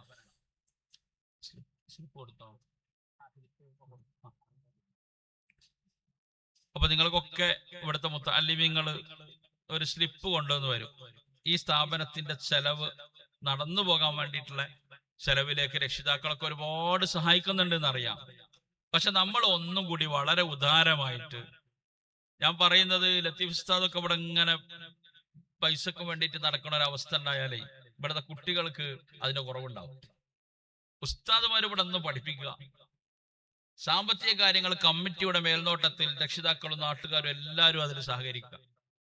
അപ്പോ വളരെ എളുപ്പത്തിൽ കാര്യങ്ങൾ നടക്കും. നമ്മളൊക്കെ ഒരാവശ്യമില്ലാതെ ഒരുപാട് പൈസ ചെലവാക്കും. അപ്പൊ നമ്മളിപ്പോ ഒരു ഫുൾ മന്തി അൽഫാം ഓർഡർ ചെയ്ത 850 റുപ്യ 900 റുപ്യ അതൊക്കെ കൊടുക്കും. നമുക്കൊരു മടി ഒരു പ്രയാസമില്ല അതിന്. അപ്പൊ ഇവിടെ പഠിച്ചുകൊണ്ടിരിക്കുന്ന ദീന് പഠിച്ചുകൊണ്ടിരിക്കുന്ന കുട്ടികൾ അവര് സുബഹിന്റെ മുമ്പ് എണീക്കും, ഫറദും അതിന്റെ മുമ്പ് ശേഷമുള്ള സുന്നത്തുകൾ നിർവഹിക്കും, മറ്റു നിസ്കാരങ്ങളുടെ ഒക്കെ. രാത്രി ഹദ്ദാദ് ചൊല്ലും, സുബഹിക്കും മഗ്രിബിക്കും തസ്ബീഹ് ചൊല്ലും. സുബഹി നിസ്കാരം കഴിഞ്ഞിട്ട് 20 മിനിറ്റ് ഖുർആൻ ഓതും. പിന്നെ 9 പീരീഡ് ദീനും ദുനിയാവും പഠിച്ചുകൊണ്ടിരിക്കാൻ. ഈ പഠിച്ചുകൊണ്ടിരിക്കുന്ന കുട്ടികള് ഇവിടെ പഠിക്കുന്ന കാലത്ത് എന്തായാലും അവർ ദീനനുസരിച്ച് തന്നെയല്ലേ മുന്നോട്ട് പോവുക. ദീനി പശ്ചാത്തലത്തിലാണ് അവരുടെ എല്ലാ സാഹചര്യം. ഇത്രയും പഠിച്ചുകൊണ്ടിരിക്കുന്ന കുട്ടികൾക്ക് അവരുടെ ഭക്ഷണത്തിന്, അവരുടെ ഉസ്താദുമാരുടെ ശമ്പളത്തിന്, ഈ സ്ഥാപനത്തിന്റെ നടത്തിപ്പുമായി മറ്റു ബന്ധപ്പെട്ട കാര്യങ്ങൾക്ക് നിങ്ങൾ നൽകുന്ന സ്വതക്കക്കുള്ള പ്രതിഫലം എത്രയാണ്? അപാരമായ പ്രതിഫലം. ഇൽമിന് വേണ്ടിയിട്ടുള്ള സ്വതക്കയുടെ അനേകായിരം ഇരട്ടിയാണ് നമുക്ക് ഓരോന്നിനും കിട്ടുക. ഇതാണ് നമുക്ക് നാളെ ബാക്കി ഉണ്ടാവുക. നിങ്ങൾ മനസ്സിലാക്കേണ്ടത്, നാളേക്ക് നമ്മൾ എന്ത് ചെയ്തു എന്നത് നമ്മെ സംബന്ധിച്ചിടത്തോളം ഒക്കെ പ്രധാന. അപ്പൊ ഇന്നൊക്കെ കുളിച്ചു മാറ്റി നല്ല ഡ്രസ്സൊക്കെ ഇട്ട് ഉഷാറായി നമ്മൾ ഇവിടെ വന്നിരിക്കുക. നമുക്ക് സ്വന്തമായി കുളിക്കാൻ കഴിയാത്തൊരു ദിവസം വരാനുണ്ട്. സ്വന്തമായി വസ്ത്രം ധരിക്കാൻ കഴിയാത്ത ഒരു ദിവസം വരാനുണ്ട്. സ്വന്തമായി നടക്കാൻ കഴിയാതെ മറ്റുള്ളവർ നമ്മെ ഏറ്റിക്കൊണ്ടുപോകുന്ന ഒരു ദിവസം വരാനുണ്ട്. ഇനിയും വെച്ചാൽ മണത്തുപോകും എന്ന് കരുതിയിട്ട് നമ്മെ കബറടക്കിയിട്ട് തിരിച്ചു പോകുന്ന ഒരു ദിവസം വരാനുണ്ട്. നമ്മൾ ആർക്കു വേണ്ടി പണം ചെലവഴിക്കുന്നുവോ, ആർക്കു വേണ്ടി നമ്മൾ മാറ്റിവെക്കുന്നുവോ, ഇതൊക്കെ അവിടെ അവസാനിക്കാൻ. നാളേക്ക് വേണ്ടി നമ്മൾ നീക്കിവെക്കുന്ന പണമാണ് പിന്നെ നമ്മുടെ കൂടെയുള്ളത്. മക്കൾക്ക് വേണ്ടി നമ്മൾ കുറെ പണം ചെലവഴിക്കണം, അതും ഇബാദത്തായിട്ട് കരുതണം. പക്ഷെ ഈ മക്കൾ മരണത്തോടു കൂടി കഴിഞ്ഞു നമ്മുടെ കാര്യം. പിന്നെ നമുക്ക് ആവശ്യമുള്ളത് ഖബറിലും കൂടെ നിൽക്കുവാനുള്ള പണമുണ്ടോ, ഖബറിലും കൂടെ നിൽക്കുവാനുള്ള അമലുണ്ടോ? ഇതാണ് ആ അമലാണ് പണത്തിന്റെ കാര്യത്തിൽ നമുക്കുള്ള നമ്മുടെ സ്വതക്കകൾ. അത് നന്നായിട്ട് വളരെ ഉദാരമായിട്ട് തന്നെ ഈ സ്ഥാപനത്തിന് വേണ്ടി നിങ്ങൾ നൽകണം. 12 വർഷം കഴിയുമ്പോൾ നിങ്ങളുടെ ഒരു കുട്ടി ഇവിടെ പഠിക്കുന്നുണ്ടെങ്കിൽ ആ 12 വർഷം കഴിയുമ്പോൾ പരമാവധി അതിന്റെ ചെലവിലേക്ക് വലിയൊരു തുക നൽകാൻ നമുക്ക് സാധ്യമാവണം. അല്ലാഹു സുബ്ഹാനഹു വ തആല തൗഫീഖ് നൽകട്ടെ. അപ്പൊ ഒരു വിദ്യാർത്ഥിയുടെ മൊത്തം ചെലവ് 35,000 രൂപയാണ് ഈ സ്ഥാപനത്തിൽ. അത് ഓരോ സ്ഥാപനത്തിലും വ്യത്യാസങ്ങൾ ഉണ്ടാവും. ഇപ്പൊ ദാറുൽ ഹുദക്ക് 48,000 രൂപ ഒരു കുട്ടിക്ക് ചെലവ് വരുന്നുണ്ട്. അത് വ്യത്യസ്ത സംസ്ഥാനങ്ങളിലെ വ്യത്യസ്ത ചെലവുകളായതുകൊണ്ടാണ് അങ്ങനെ വരുന്നത്. 35,000 രൂപ ഒരു കുട്ടിക്ക് ഒരു വർഷം ചെലവ്. അപ്പൊ അതിൽ ഭക്ഷണം, സ്ഥാപനയുടെ സാലറി, സ്ഥാപനത്തിന് മറ്റു ചെലവുകൾ, ഒരു വർഷത്തെ ചെലവ് അത് നിലവിലുള്ള കുട്ടികളുടെ എണ്ണമായിട്ട് ഡിവൈഡ് ചെയ്തിട്ട് നിശ്ചയിച്ചതാണ്. 35,000 രൂപ എന്ന് പറയുമ്പോ ഒരു 350 100 രൂപയാണത്. 350 100 രൂപ എന്ന് പറഞ്ഞാൽ ഒരു ദിവസം ഒരു 100 രൂപ പോലും ഇല്ല. ഒരു ദിവസം 100 രൂപയാണെങ്കിൽ 365 100 രൂപ വേണം. അപ്പൊ നമ്മളൊന്ന് പരിശ്രമിക്കുകയാണെങ്കിൽ ആർക്കും സാധ്യമാകും. ദിവസം 500 800 1000 ഒക്കെ സമ്പാദിക്കുന്ന ആളുകളുണ്ട്, അതിലേറെ സമ്പാദിക്കുന്ന ആളുകളുണ്ടാവും. അതൊരു ദുസ്സാധ്യമായ കാര്യമൊന്നുമല്ല. നമ്മൾ കൊടുത്താൽ നമുക്ക് അതിന്റെ കൂലി കിട്ടും. നമ്മൾ കൊടുത്തിട്ടില്ലെങ്കിലോ ഈ സ്ഥാപനം പൂട്ടൊന്നുമില്ല. അതിന് തരാൻ ആളുകളുണ്ടാവും. അപ്പൊ അവർക്കായിരിക്കും കൂലി കിട്ടുക, നമുക്ക് കിട്ടൂല. ഇനി അത് സാധ്യമാവാത്ത ആളുകള് 17,500 രൂപ ഒരു കുട്ടിയുടെ 6 മാസത്തെ ചെലവ്. അതിനും കഴിയാത്ത ആളുകൾ ഒരു വിദ്യാർത്ഥിയുടെ 1 മാസത്തെ ചെലവ് 3,500 രൂപ. ഇത് ഏറ്റെടുക്കാൻ കഴിയാത്ത ആളുകൾ ആരും ഉണ്ടാവില്ല. ആരെങ്കിലും 1 മാസത്തെ ചെലവ് 1 വർഷത്തിലാണ്. 33,500 രൂപ നൽകേണ്ടത് 1 വർഷത്തിലാണ് എന്ന് പറഞ്ഞാൽ ഒരു 10 മാസം കൊണ്ട് പൂർത്തിയാക്കുന്ന രീതിയിൽ 350 രൂപ 1 മാസം നിങ്ങളുടെ വരുമാനത്തിൽ നിന്ന് മാറ്റിവെക്കുകയാണെങ്കിൽ സാധ്യമാകുന്ന കാര്യമാണത്. 1 മാസത്തെ ഒരു കുട്ടിയുടെ ചെലവ്. ഇതെങ്കിലും ഈ സദസ്സിലുള്ള ആളുകൾ ഏറ്റെടുക്കണം എന്നാണ് എനിക്ക് പറയുവാനുള്ളത്. അല്ലാഹു സുബ്ഹാനഹു വ തആല തൗഫീഖ് നൽകട്ടെ. നിങ്ങൾക്കൊരു സ്ലിപ്പ് നൽകിയിട്ടുണ്ട്. ആ സ്ലിപ്പിൽ കൃത്യമായി ഓരോന്ന് രേഖപ്പെടുത്തിയിട്ടുണ്ട്. ഇനി വർഷത്തില് ഒരു ദിവസത്തെ മൊത്തം ഭക്ഷണത്തിന് മാത്രം 24,000 രൂപ ചെലവ് വരുന്നുണ്ട്. ഇനി ഇത് കഴിയാത്ത ആളുകൾ വർഷത്തിൽ 10,000 രൂപ, 5,000 രൂപ, 1,000 രൂപ എത്രയാണ് നിങ്ങൾക്ക് നൽകാൻ കഴിയുന്നത് അത് ഏറ്റെടുക്കുക. അല്ലാഹു സുബ്ഹാനഹു വ തആല തൗഫീഖ് നൽകട്ടെ. കുട്ടികള് ആലിമീങ്ങളാകുന്ന ഉഖ്റവിയായ പണ്ഡിതന്മാരാക്കി മാറ്റുന്ന സ്ഥാപനമാണ്. അതിനുള്ള നിങ്ങളുടെ വലിയ പിന്തുണ ഉണ്ടാവണം. അല്ലാഹു സുബ്ഹാനഹു വ തആല കബൂൽ ചെയ്യട്ടെ എന്ന് ദുആ ചെയ്ത്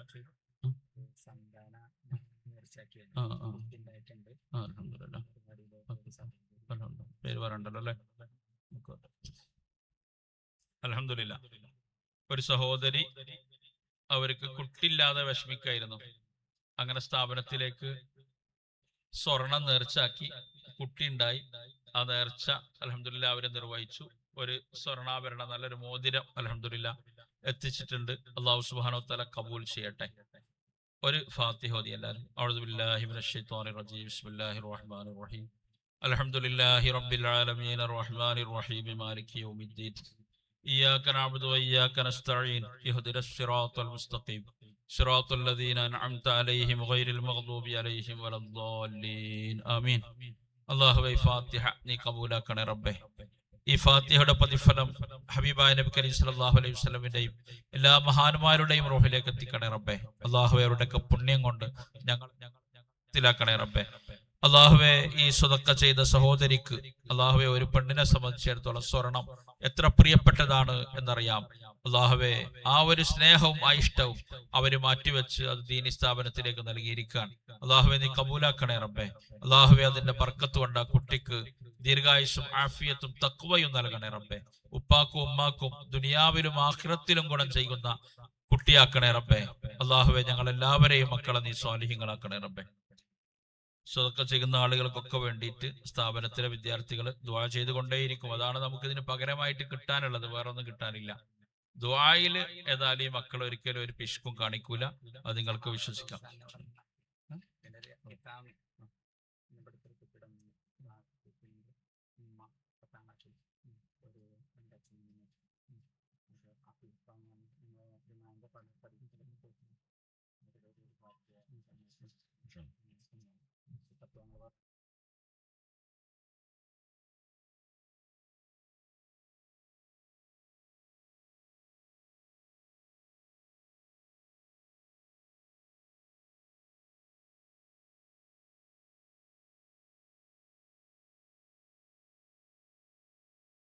അസ്സലാമു അലൈക്കും വറഹ്മത്തുള്ളാഹി. പ്രിയമുള്ളവരെ, ഇവിടെ രക്ഷിതാക്കളും രക്ഷിതാക്കളല്ലാത്തവരുമായിട്ടുള്ള എല്ലാവരും ഇവിടെ സന്നിഹിതരാണ്. നേരത്തെ ഹൈദറോസ് മാഷ് സൂചിപ്പിച്ച പോലെ ഞങ്ങൾ പീരീഡുകളൊക്കെ കുറച്ച് അങ്ങോട്ടും ഇങ്ങോട്ടും ഒക്കെ അഡ്ജസ്റ്റ് ചെയ്ത് ഈ കൊണ്ടൂർക്കര മഹലിലെ ഏതാണ്ട് എല്ലാ വീടുകളും എന്ന രീതിയിൽ 10-40 വിദ്യാർത്ഥികൾ പല സമയങ്ങളിലായിട്ട് എല്ലാ വീടുകളിലും കയറിയിട്ടുണ്ട്. 10-12,000 നോട്ടീസുകളുമായിട്ട് 33 മഹല്ലുകൾ, ഇതിനെ സപ്പോർട്ട് ചെയ്യുന്ന 33 മഹല്ലുകളിലെ ആളുകൾ അവരുടെ അടുത്തേക്ക് പോയിട്ടുണ്ട്. പള്ളികളിൽ നോട്ടീസ് മുഖാന്തരം പ്രചരണം നടത്തിയിട്ടുണ്ട്. ആ മഹലിന്റെ പല ഭാരവാഹികളുടെ ഒരു യോഗം ഈ സ്ഥാപനത്തെ ശക്തിപ്പെടുത്തുന്നതിനും അവർക്കൊരു പുതിയ ക്ലാസ് നൽകുന്നതിനും വേണ്ടി ഇതേ വേദിയിൽ ഇന്ന് അസറിന് നടക്കുന്നുണ്ട്. നമ്മുടെ മുത്താണിക്കുഴി അടക്കമുള്ള പല സ്ഥാപനത്തിന്റെയും ഭാരവാഹികൾ ഇവിടെ ഉണ്ട്. അവരൊക്കെ സ്റ്റേജിൽ ഇരിക്കേണ്ട ആളുകളാണ്. അവര് സദസ്സിലിരിക്കാമെന്ന് പറഞ്ഞുകൊണ്ട് പിന്നെ അവിടെ ഇരിക്കുകയാണ്. പല ആളുകളും ഇവിടെ ഉണ്ട്. അപ്പൊ ഇവിടെയുള്ള രക്ഷിതാക്കള് അവര് ഇതിന്റെ മുന്നോട്ടുള്ളതിൽ അങ്ങേയറ്റം ഭാഗധേയം വഹിക്കുന്നവരാണ്. അള്ളാഹു അവർക്കൊക്കെ ദീർഘായുസ്സും ആഫിയത്തും നൽകി അനുഗ്രഹിക്കുമാറാകട്ടെ. ഈ മുന്നിൽ വെച്ച ചെയറുകള്, അത് 300 ചെയറുകൾ നമുക്ക് ഇവിടെ കൊണ്ടുവരാൻ സാധിച്ചിട്ടുണ്ട്. ആവശ്യമായ കുറച്ച് ചെയർ ഇവിടെ ഇട്ടു എന്ന് മാത്രം. അതിലേക്ക് സഹകരിച്ചത് കൂടുതലായിട്ടും രക്ഷിതാക്കളാണ്. അതുപോലെ മാസാന്തം ഇവിടെ തന്റെ മകൻ പഠിക്കുന്നു എന്ന രീതിയിൽ സംഭാവന നൽകിക്കൊണ്ടിരിക്കുന്നവരുണ്ട്. ഇങ്ങനെ അപ്പോ ഈ നന്ന സ്ലിപ്പില് ഉസ്താദ് നേരത്തെ സൂചിപ്പിച്ചതുപോലെ ഇതുമായി ബന്ധപ്പെട്ട് നമ്മൾ കൂടുതൽ എന്തെങ്കിലും അപ്ഗ്രേഡ് ചെയ്യാൻ സാധിക്കുന്നവരുണ്ടെങ്കിൽ രക്ഷിതാക്കൾക്ക് അങ്ങനെ ചെയ്യാം. മറ്റേത് ഇവിടെ സൂചിപ്പിച്ചിട്ടുള്ളത് ഒരു കുട്ടിയുടെ ഒരു വർഷത്തെ ചെലവ് അല്ലെങ്കിൽ 6 മാസത്തെ ചെലവ് 17,500, പിന്നെ ഒരു മാസത്തെ 3,500, അല്ലെങ്കിൽ ഒരു വർഷത്തിൽ ഒരു ദിവസത്തെ മുഴുവൻ ഭക്ഷണ ചെലവ്, ഇല്ലെങ്കിൽ അടിയില് ഈ മഹൽ സ്ഥാപനത്തിന് വർഷത്തിൽ നമുക്ക് കൊടുക്കാൻ കഴിയുന്ന ഒരു സംഖ്യ ഇവിടെ എഴുതിയിട്ടുണ്ട്. 10,000 രൂപ, 5,000 രൂപ, 1,000 രൂപ. ഭക്ഷണം കഴിക്കാൻ നമ്മൾ വൈകി വന്നറിയില്ല. ഇൻഷാ അല്ലാഹ് ഭക്ഷണം തയ്യാറാണ്. ഉസ്താദ് നേരത്തെ സൂചിപ്പിച്ചതുപോലെ ഒരു വിദ്യാർത്ഥി ഉസ്താദിന്റെ ആ ക്യാമ്പസിൽ ഒരു 10 വർഷക്കാലം ചെലവഴിക്കാൻ അവസരം ലഭിച്ചു എന്ന രീതിയിൽ ഹോസ്പിറ്റലിൽ പോയി തിരിച്ചു വരുമ്പോ ഒരു കുട്ടിയുമായി കൊണ്ടുപോകുമ്പോൾ ഞാൻ ഇവിടെ പലപ്പോഴും പറഞ്ഞിട്ടുണ്ട്. ആ കുട്ടി എന്നോട് പറയുകയുണ്ട്, ഉസ്താദ് യഹാ ആനെ സെ പഹലെ അല്ലാഹ് ക്യാ ഹെ മാലൂം താ, റസൂൽ ക്യാ ഹെ ഹമേ നഹി മാലൂം താ. ഈ സ്ഥാപനത്തിൽ പഠിക്കാൻ വരുന്നതിന്റെ മുമ്പ്, ആന്ധ്രയിലെ സ്ഥാപനത്തിൽ പഠിക്കാൻ വരുന്നതിന് മുമ്പ് അള്ളാഹു ആരാണ് എന്ന് എനിക്ക് അറിയാം, പക്ഷെ റസൂൽ എന്താണെന്ന് എനിക്ക് തീരെ അറിയുമായിരുന്നില്ല എന്ന് 10-11 വയസ്സ് പ്രായമായ വിദ്യാർത്ഥിയാണ് പറയുന്നത്. ഇൻഷാ അല്ലാഹ് ഉസ്താദ് 20 വർഷക്കാലമായി ആ ഒരു ക്യാമ്പസിൽ അവിടുത്തെ വിദ്യാർത്ഥികൾ ഇറങ്ങി ആ ആന്ധ്രയിൽ തന്നെ അവർ വർക്ക് ചെയ്തുകൊണ്ടിരിക്കുകയാണ്. നമ്മുടെ മക്കളും ഇൻഷാ അല്ലാഹ് നമുക്ക് പ്രതീക്ഷിക്കാം ഒരു നാടിന്, ഒരു ദേശത്തിന്, ഒരു സംസ്ഥാനത്തിന് പ്രഭ വീശുന്ന രീതിയിൽ വലിയ സ്ഥാപനങ്ങളുടെ ചുക്കാൻ പിടിക്കുന്നവരായി അവർ മാറി വരും. അള്ളാഹു ആ ഉന്നതിയിലേക്ക് അവരെ ഉയർത്തുമാറാകട്ടെ. ആഫ്രിക്കയിലേക്കും യൂറോപ്യൻ രാജ്യങ്ങളിലേക്കും അവർ എത്തിപ്പെടും ഇൻഷാ അല്ലാഹ്. അതിന്റെ ഈ ദീൻ അവരിലേക്കൊക്കെ എത്തിക്കുക എന്നൊരു ലക്ഷ്യം മാത്രമാണ് അതിനുള്ളത്. അതും ഉസ്താദിന്റെ സംസാരം നാം ഇവിടെ ശ്രദ്ധിച്ചു. അത് അഹ്ലുസുന്നത്ത് വൽ ജമാഅത്തിന്റെ ആശയാദർശങ്ങളിൽ, വാക്കുകളിൽ എന്നതിലപ്പുറം ജീവിതത്തിൽ മുഴുവൻ ആവാഹിച്ചെടുത്തുകൊണ്ടാണ് നമുക്ക് ഇത് മുന്നോട്ട് പോകാൻ കഴിയുന്നത്. വേദനയോടെ ഒരു ചെറിയ കാര്യം ഈ സദസ്സിൽ സൂചിപ്പിക്കാൻ ആഗ്രഹിക്കുകയാണ്. ഇവിടെ നിന്ന് 1-2 വിദ്യാർത്ഥികൾ ഇടക്ക് വെച്ച് ഒഴിഞ്ഞു പോവുകയുണ്ടായി. ആ വിദ്യാർത്ഥികളുടെ രക്ഷിതാക്കൾ വഴിയിൽ കണ്ടപ്പോൾ ചിലപ്പോൾ എന്നോട് പറയുകയുണ്ടായി, നമ്മുടെ പ്രത്യേകിച്ച് ദാറുൽ ഹുദ സംവിധാനത്തിൽ പോകുന്ന സ്ഥാപനങ്ങളെയൊക്കെ ലക്ഷ്യം വിട്ടുകൊണ്ട് അത് സുന്നത്ത് ജമാഅത്തിന്റെ പാതയിലല്ല എന്നുള്ള രൂപത്തിലൊക്കെയുള്ള പ്രചരണങ്ങൾ നടത്തിക്കൊണ്ടിരിക്കുന്നത്. സുന്നത്തിന്റെ ജമാഅത്തിന്റെ പ്രചരണം എന്ന് പറയുന്നത് നിങ്ങളൊക്കെ എവിടെ ഇരുത്തി മൗലൂദിനെ കുറിച്ച് ഒരുപാട് പ്രസംഗിക്കുക എന്നതിലപ്പുറം ആന്ധ്രാപ്രദേശിലെ അലിഫും ബാവും അറിയാത്ത ആ വിദ്യാർത്ഥികൾ 3 വർഷം പഠിച്ച് 3 വർഷം കഴിയുമ്പോഴേക്കും അവരൊക്കെ അവിടുത്തെ സുന്നി ആദർശത്തിൽ ആ ഒരു സാഹചര്യത്തിൽ അലിഞ്ഞു ചേർന്ന് അവരുടെ വീടുകളിൽ വരെ അവർ മങ്കൂസ് മൗലൂദ് ഓതുന്നവരും അവര് ശക്തമായ സുന്നത്ത് ജമാഅത്തിൽ അടിയുറച്ചവരുമായിട്ട് അവർ മാറുന്നു. ഹദ്ദാദ് അതുപോലെ എല്ലാം അവർ അനുവർത്തിക്കുന്നു. തികച്ചും തബ്ലീഗ് പശ്ചാത്തലത്തിൽ നിന്നൊക്കെ വരുന്ന, എന്ന് പറഞ്ഞാൽ സുന്നത്ത് ജമാഅത്തിൽ നിന്ന് കുറച്ച് മാറി നിൽക്കുന്ന അവിടുത്തെ സാഹചര്യങ്ങളിൽ നിന്ന് വരുന്ന ഭൂരിഭാഗം കുട്ടികളാണ് അവിടെ ഉള്ളത്. അവരാണ് ഒരു 3 കൊല്ലം കൊണ്ടൊക്കെ അഹ്ലുസുന്നത്ത് വൽ ജമാഅത്തിന്റെ ശരിയായ പാന്താവിലേക്ക് വന്ന് ആ നാടിന്റെ ഒരു കുടുംബത്തിന്റെ മൊത്തം കുടുംബനാഥനായി മാറുവാൻ അവർ വരുന്നത്. ഇവിടെ ആ സുന്നത്ത് ജമാഅത്തിന്റെ പാതയിലൂടെ തന്നെയാണ് നമ്മുടെ മുന്നോട്ടുള്ള സഞ്ചാരങ്ങളൊക്കെ. അത് കൂടുതൽ ശക്തിപ്പെടുത്തുവാനും ദീനിനെ ശക്തിപ്പെടുത്തുവാനുമുള്ള ഒരു മൂവ്മെന്റ് കൂടിയാണ് ഈ നൂറുൽ ഹിദായ ഇസ്ലാമിക് അക്കാദമി. അത് ദാൽഹുദയോട് ആ കരിക്കുലത്തിൽ ചേർന്നുകൊണ്ടാണ് അത് മുന്നോട്ട് പോയിക്കൊണ്ടിരിക്കുന്നത്. ഈ സമയം കൂടുതൽ ദീർഘിപ്പിക്കുവാൻ ആഗ്രഹിക്കുന്നില്ല. അതുകൊണ്ട് ഈ മഹൽ സ്ഥാപനത്തെ നാം ചേർത്ത് നിർത്തുന്നതിലേക്ക് വർഷത്തിൽ നമുക്ക് എന്തെങ്കിലും ഒരു ഭാഗം, അതൊരു 35,000 രൂപ തൊട്ട് 1,000 രൂപ വരെയുള്ളത് ഇതിൽ എഴുതിയിട്ടുണ്ട്. നിങ്ങൾ അതിലൊന്ന് ടിക്ക് ചെയ്ത് ആ പേരും നമ്പറും ഫോൺ നമ്പറൊക്കെ എഴുതി അതിലേക്ക് കൊടുത്താൽ മതി. ഇൻഷാ അല്ലാഹ് നമ്മൾ അതുമായിട്ട് ബന്ധപ്പെടും. അള്ളാഹു നമ്മുടെ ഈ പ്രോഗ്രാം അള്ളാഹു താല സ്വീകരിക്കുമാറാകട്ടെ. വളരെ ആലപ്പുഴയിൽ നിന്ന് വരെ ഇവിടെ എത്തി ഈ പ്രോഗ്രാമിന്റെ ആദ്യാവസാനം വരെ പങ്കെടുക്കാൻ വേണ്ടി വന്ന രക്ഷിതാക്കളുണ്ട്. അതുപോലെ കോഴിക്കോട് മൈത്ര എന്നുള്ള കുട്ടികളുണ്ട് സാർ, കുറെ കൊണ്ടോട്ടി അപ്പുറത്ത് നിന്നുള്ള മൈത്രയിൽ നിന്നുള്ള രക്ഷിതാക്കളുണ്ട്. ഒരുപാട് രക്ഷിതാക്കൾ, വളരെ നേരത്തെ എത്തിയ രക്ഷിതാക്കളുണ്ട്. അതുപോലെ ഈ നാട്ടിൽ നിന്നുള്ള ഈ കൊണ്ടൂർക്കര സ്ഥാപനം എന്ന് പറയുന്നത് ഈ നാട്ടിലെ സ്ഥാപനമാണ്, ഈ നാട്ടുകാരുടെ സ്ഥാപനമാണ്. ഇതിനോട് ഏറ്റവും കൂടുതൽ ചേർന്ന് നിൽക്കേണ്ടത് പ്രിയപ്പെട്ട ഉമ്മമാരെ, അതുപോലെ ഈ ശബ്ദം ശ്രവിക്കുന്ന ഈ നാട്ടുകാരായ നാം ആണ്. ഈ മക്കളെ കൊണ്ട് അള്ളാഹുവിന്റെ ദീൻ വളർത്തുക എന്ന ലക്ഷ്യമല്ലാതെ മറ്റൊരു ലക്ഷ്യവുമില്ല. അവർ ഏത് സ്ഥലത്തെത്തുകയാണെങ്കിലും അവർക്ക് ആത്യന്തികമായി അവരെ പഠിപ്പിക്കുന്നത് അതിലൂടെ ആ മേഖലയിൽ നിന്നുകൊണ്ട് തന്നെ അവരെ ദീനിനെ മറ്റുള്ളവർക്ക് പറഞ്ഞു കൊടുക്കുക എന്നുള്ളതാണ്. അള്ളാഹു ആ രീതിയിലേക്ക് ഈ മക്കളെ അള്ളാഹു ഉയർത്തിക്കൊണ്ടുവരുമാറാകട്ടെ. ഇൻഷാ അല്ലാഹ് നമുക്ക് അവസാനം ഉസ്താദ് തന്നെ ഇതിനൊരു സമാപനമായിട്ട് ദുആ നടത്തും. പ്രത്യേകിച്ച് നമ്മുടെ ഈ അടുത്തായിട്ട് നമ്മിൽ നിന്ന് വിട പറഞ്ഞു പോയ ഇവിടുത്തെ 1ാം ബാച്ച് വിദ്യാർത്ഥി റാഷിഫിന്റെ ഉമ്മ അഫീഫ എന്നവര്, അതുപോലെ അദിനാൻ എന്നൊരു വിദ്യാർത്ഥി ഇവിടെ പഠിച്ചിരുന്നു, അവന്റെ ഉപ്പ ഈ ലോകത്തോട് ഇവിടെ പറഞ്ഞു. അതുപോലെ ഒരുപാട് ഉമ്മമാരുടെ, അവരെയൊന്നും പേര് ഞാൻ എടുത്തു പറയാൻ ആഗ്രഹിക്കുന്നില്ല, അവരുടെയൊക്കെ ഉപ്പമാരെ, അതായത് കുട്ടികളുടെ വല്യമ്മമാരൊക്കെ ഈ അടുത്തായിട്ട് ആ ലോകത്തോട് വിട പറയുകയുണ്ടായി. അവർക്കൊക്കെ വേണ്ടി ഉൾക്കൊള്ളിച്ചുകൊണ്ട് നമുക്കൊക്കെ വേണ്ടി ഇൻഷാ അല്ലാഹ് ഉസ്താദ് പ്രത്യേകമായിട്ട് ഇവിടെ ദുആ ചെയ്യും. അല്ലാഹു തആല നമ്മുടെ ഈ സംരംഭം അല്ലാഹു തആല കബൂലാക്കുമാറാകട്ടെ. കൂട്ടത്തിൽ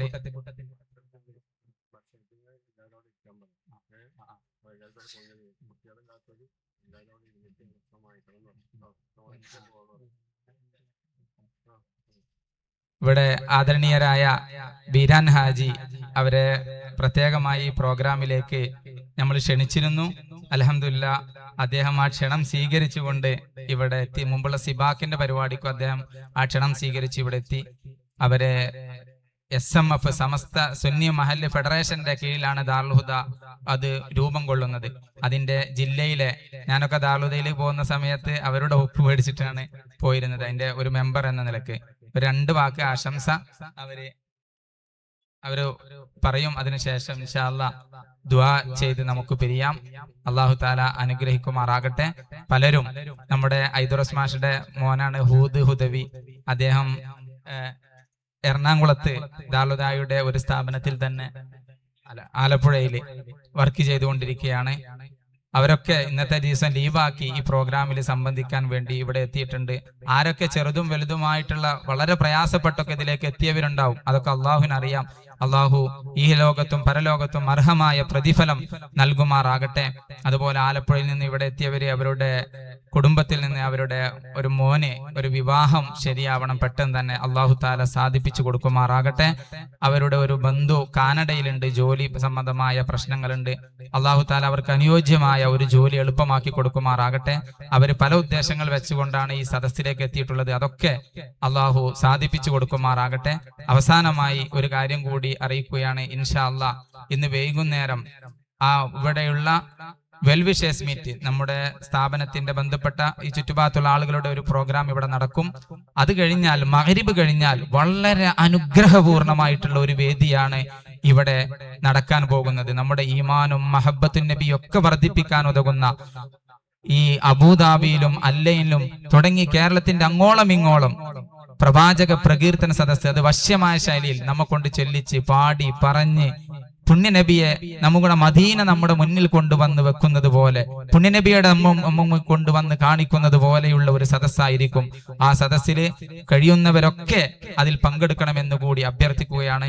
അതിലേക്ക് അൻവർ അലി ഹുദവി അദ്ദേഹം ഇൻഷാ അല്ലാഹ് കാസർഗോഡ് നിന്ന് ഇവിടെ വൈകുന്നേരം ആവുമ്പോഴേക്ക് എത്തിച്ചേരും ഇൻഷാ അല്ലാഹ്. പിന്നീട് ഉച്ചക്ക് കഴിഞ്ഞ ശേഷം ഇവിടെ തെരഞ്ഞെടുത്ത കുറച്ച് വിദ്യാർത്ഥികളുടെ അവരുടെ പ്രോഗ്രാം, ചെറിയ പാട്ട്, പ്രസംഗം, കവാലി ഒക്കെ ഈ വേദിയിൽ ഇൻഷാ അല്ലാഹ് ഒരു അസർ വരെ 3 മണി വരെ ഉണ്ടായിരിക്കും. പിന്നീട് ഇൻഷാ അല്ലാഹ് അതൊക്കെ കഴിയുന്നവര്, പരമാവധി പ്രയാസമില്ലാത്തവരൊക്കെ അതിൽ സംബന്ധിക്കുക എന്ന് പ്രത്യേകം ഉണർത്തുന്നു.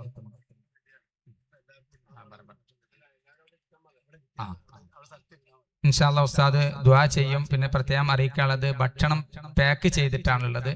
അപ്പോ നിങ്ങൾ ഇരുന്ന സ്ഥലത്ത് തന്നെ ഇരുന്ന്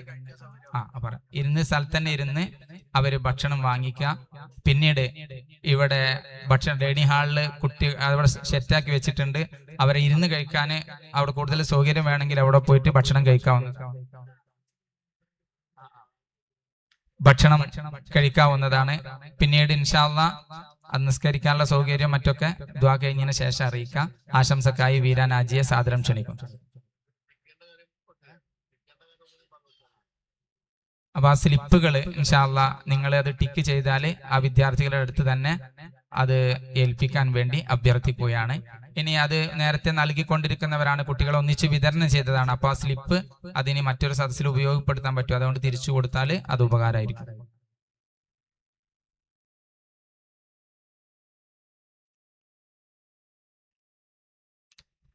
അസ്സലാമു അലൈക്കും വറഹ്മത്തുള്ളാഹി വബറകാതുഹു. ബിസ്മില്ലാഹ് വസ്സലാത്തു വസ്സലാമു അലാ അശ്റഫി റസൂലില്ലാഹ് വഅലാ ആലിഹി വസഹ്ബിഹി അജ്മഈൻ.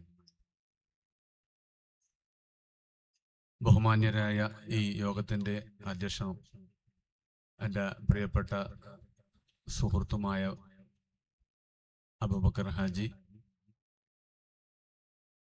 പ്രിയപ്പെട്ട എൻ്റെ വളരെയേറെ അടുത്ത പിതാവ് മുതൽക്ക് ആനമങ്ങാട് അബ്ദുറഹ്മാൻ മുസ്ലിയാർ മുതൽക്ക് ഉള്ള ബന്ധത്തിലെ പ്രിയപ്പെട്ട മോമൂട്ടി ഫൈസിയുടെ അനുജൻ ഷറഫുദ്ദീൻ ഹുദവി, അദ്ദേഹത്തെ അടുത്ത് പരിചയമില്ലെങ്കിലും ആ കുടുംബത്തിൽ വളരെ ബന്ധമുള്ള ആ സ്നേഹനിധിയായ ഷറഫുദ്ദീൻ ഹുദവി, അതുപോലെ തന്നെ എൻ്റെ പ്രിയപ്പെട്ട നാട്ടുകാരനും ഈ സ്ഥാപനത്തിന്റെ ഇന്ന് ചുക്കാൻ പിടിക്കുന്ന പ്രിയപ്പെട്ട ലത്തീഫ് ഹുദവി, അതുപോലെ ഈ വേദിയിലുള്ള ഒട്ടുമിക്ക പേരും ഞങ്ങളുടെ സഹപ്രവർത്തകരും ഒക്കെ ആയിട്ടുള്ള നേതാക്കളെ, അതിലുപരി ഈ നാടുമായിട്ട് ഒരുപാട് ബന്ധങ്ങളുള്ള ഒരു എളിയ പ്രവർത്തകൻ എന്ന നിലയ്ക്ക് നാട്ടുകാരെ, വളരെയേറെ സന്തോഷമുണ്ട് ഇങ്ങനെ ഒരു വേദിയിൽ ഇവിടെ നിൽക്കാൻ കഴിഞ്ഞു എന്നുള്ളത്. അള്ളാഹുവിനെ സ്തുതിക്കുകയാണ്. പ്രിയമുള്ളവരെ, നാം എല്ലാവരും ഇങ്ങനെ കൂടാൻ നമുക്ക് അവസരം ഒരുക്കി തന്നത് അള്ളാഹുവിന്റെ അപാരമായ അനുഗ്രഹം കൊണ്ട് ആണെങ്കിൽ തന്നെയും അതിനൊക്കെ ചുക്കാൻ പിടിച്ച് നമ്മളെ നേർവഴിക്ക് പാന്താവിലേക്ക് നയിക്കാൻ നമ്മുടെ പൂർവ്വസൂരികളായിട്ടുള്ള സമസ്തയുടെയും അതുപോലെ തന്നെ നമ്മുടെ പാണക്കാട് കുടുംബത്തിന്റെയും ഒക്കെ വലിയ ആ ഒരു പങ്ക് കൊണ്ടാണ് നമുക്ക് ഇന്ന് ഇങ്ങനെ നിൽക്കാനും നടക്കാനും പ്രചരിപ്പിക്കാനും ഒക്കെ കഴിയുന്നത്. ദാറുൽ ഹുദയുടെ മറ്റൊരു പ്രത്യേകത എന്ത് പറഞ്ഞു കഴിഞ്ഞാൽ, ഇന്ന് ഇന്ത്യയുടെ സ്ഥിതിവിവരക്കണക്കുകളും ഇന്ത്യയിലെ മത സാമൂഹിക രംഗങ്ങളിലെ മുസൽമാന്മാരുടെ അവസ്ഥയും നമുക്ക് മനസ്സിലാവാൻ നമ്മുടെ ഹുദവികൾ വലിയൊരു കാരണമായിട്ടുണ്ട്.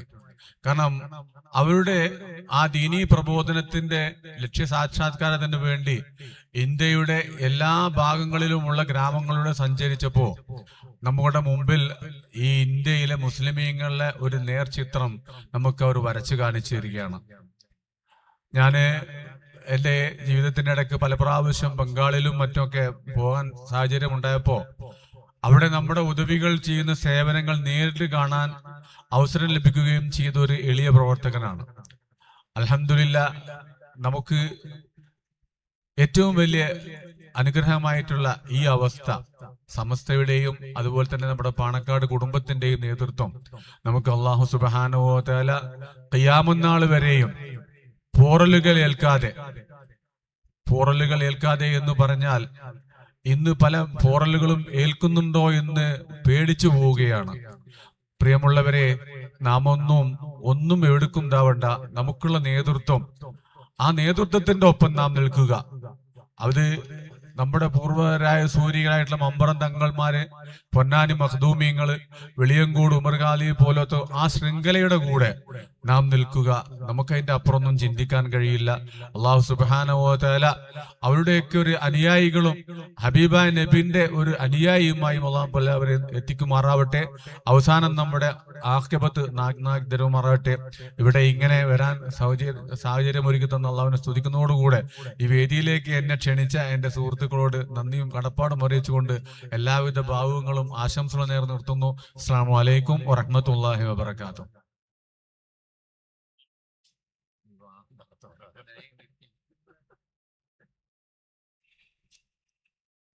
ഇവിടെ നേരത്തെ പറഞ്ഞ പോലെ റാഷിഫിന്റെ ഉമ്മ, അതേപോലെ ഡിഗ്രിയിൽ പഠിക്കുന്ന ഒരുപാട് വിദ്യാർത്ഥികളുടെ വല്യമ്മ, അമ്മമാര്, അതുപോലെ ബന്ധപ്പെട്ടവരൊക്കെ മരണപ്പെട്ടിട്ടുണ്ട്. അതുപോലെ ഒരു കുട്ടിയുടെ, ഉസ്മാൻ എന്ന വിദ്യാർത്ഥിയുടെ അമ്മാവന്, വെല്ലുമ്മ, ഇതൊക്കെ വലിയ ലിസ്റ്റാണ്. അതൊന്നും എല്ലാതും വായിക്കാൻ വേണ്ടി ആഗ്രഹിക്കുന്നില്ല.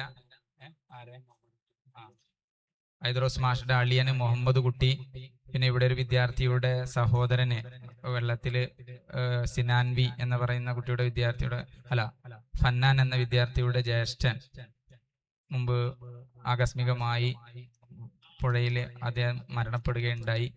ഇങ്ങനെ അവർക്കൊക്കെ വേണ്ടിയിട്ട് ഇൻഷാ അല്ലാഹ് നമ്മുടെ ഈ കുടുംബത്തിൽ നിന്ന്, നൂർലിദായ കുടുംബത്തിൽ നിന്ന് മരണപ്പെട്ടു പോയവർക്കെല്ലാം നമുക്ക് പ്രത്യേകം ദുആ ചെയ്യാം. മറ്റൊന്ന് അറിയിക്കാനുള്ളത്, ഉസ്റ ഇതിൽ എല്ലാവരും പൂരിപ്പിച്ചിട്ടുണ്ട്. അത് അതിന്റെ ആദ്യമായിട്ട് ചേരുന്നവർ അതിന്റെ ഒരു 200 രൂപ മെമ്പർഷിപ്പായിട്ട് നമ്മൾ കുട്ടികളെടുത്ത് പറഞ്ഞിട്ടുണ്ടായിരുന്നു. അപ്പോ ഇൻഷാ അല്ലാഹ് അത് ഇതുപോലെ കുടുംബത്തിൽ മരണങ്ങളൊക്കെ ഉണ്ടാകുമ്പോൾ ഖുർആൻ ഓതിയും 300 കുട്ടികളുമായിട്ട് ഒന്നിച്ച് അവരെ പള്ളിയിൽ ഖുർആൻ ഓതി പ്രത്യേകം ഹദിയ ചെയ്ത് അവർക്ക് ദുആ ചെയ്യും. പിന്നെ ഉസ്താദ് പറഞ്ഞ പോലെ എന്തെങ്കിലും വീട്ടിലുള്ള കാര്യങ്ങൾക്കൊക്കെ ദുആ ചെയ്യുവാനൊക്കെ പറയുമ്പോൾ കുട്ടികൾ പള്ളിയിൽ ഒരുമിച്ച് കൂടുന്ന സമയത്ത് പ്രത്യേകമായിട്ട് ദുആ ചെയ്യും.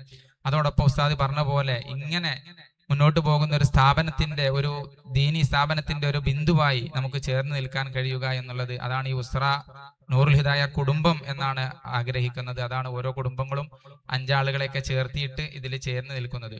4ാം ക്ലാസ്സിൽ പഠിക്കുന്ന ഫഹീം എന്ന വിദ്യാർത്ഥിയുടെ ഉപ്പയുടെ സഹോദരി, അവർ മരണപ്പെട്ടു പോയവർക്ക് ദുആ ചെയ്യാൻ വേണ്ടി പ്രത്യേകം സംഭാവന നൽകിയിട്ടുണ്ട്. ആരൊക്കെ ഇവിടെ സംഭാവന നൽകി അല്ലാഹു തആല കബൂലാക്കുമാറാകട്ടെ. ഇൻഷാ അല്ലാഹ് സമാപന ദുആക്കായി ഉസ്താദിനെ പ്രത്യേകം ക്ഷണിക്കും.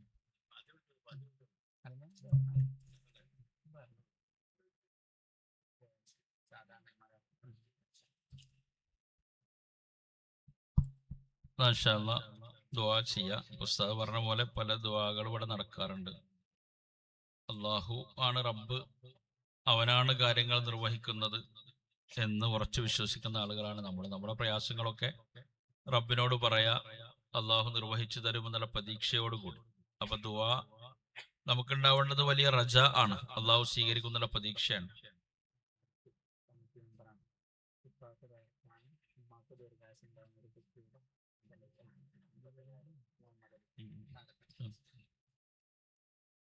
അൽഹംദുലില്ലാഹ് ഉസ്താദ് കുറെ ആളുകൾ പ്രത്യേകം ദുആ ചെയ്യാൻ വേണ്ടി ആവശ്യപ്പെട്ടു. നിരന്തരം രക്ഷിതാക്കൾ ഈ സ്ഥാപനവുമായി ബന്ധിക്കുകയും സഹകരിക്കുകയും ചെയ്യുന്നുണ്ട്. അള്ളാഹു എല്ലാവർക്കും കബൂലിയത്ത് നൽകട്ടെ.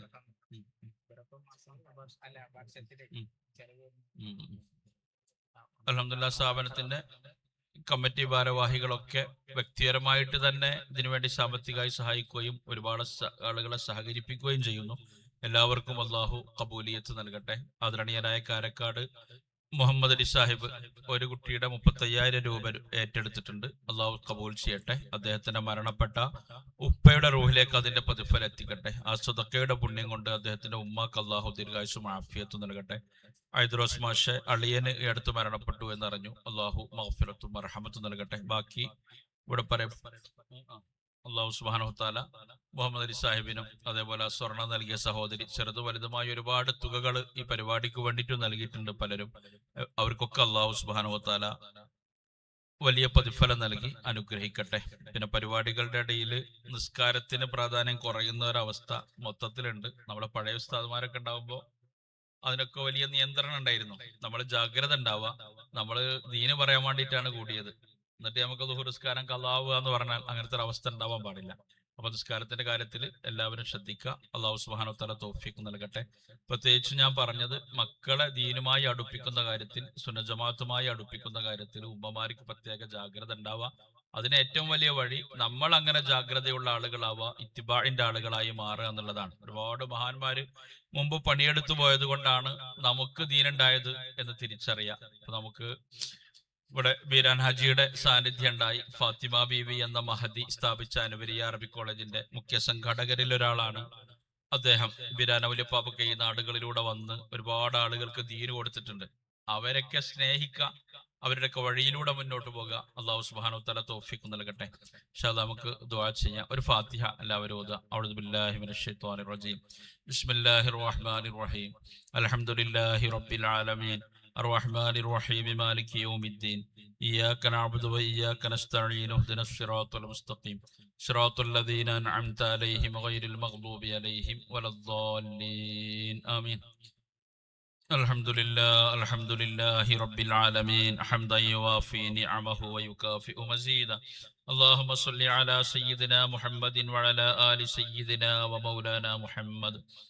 اللهم اوصل ثواب قراءتنا إلى حضرة روح نبينا محمد صلى الله عليه وسلم وإلى حضرات سائر الأنبياء والصالحين وإلى حضرات أصحاب رسولك البدريين رضي الله عنهم وإلى حضرة كتب الأقطاب الشيخ محي الدين عبد القادر الجيلاني قدس الله سره العزيز وإلى حضرة سلطان العارفين أحمد الكبير الدفاعي قدس الله سره العزيز وإلى حضرة سلطان الهند خواجة معين الدين الچشتي الأجميري قدس الله سره العزيز وإلى حضرة قطب الزمان السيد علوي المنبرمي قدس الله سره العزيز وإلى حضرات جميع من مضى من سادتنا وعلمائنا وأمرائنا ومؤسسي جامعتنا نور الله مراقدهم وإلى حضرات علماء وأمراء سادات سمست كيرلا جميع العلماء وإلى حضرات جميع من دفن في هذا البلد من الأولياء والصالحين خصوصا إلى حضرة كاركاد مانو مسليار قدس الله سره العزيز.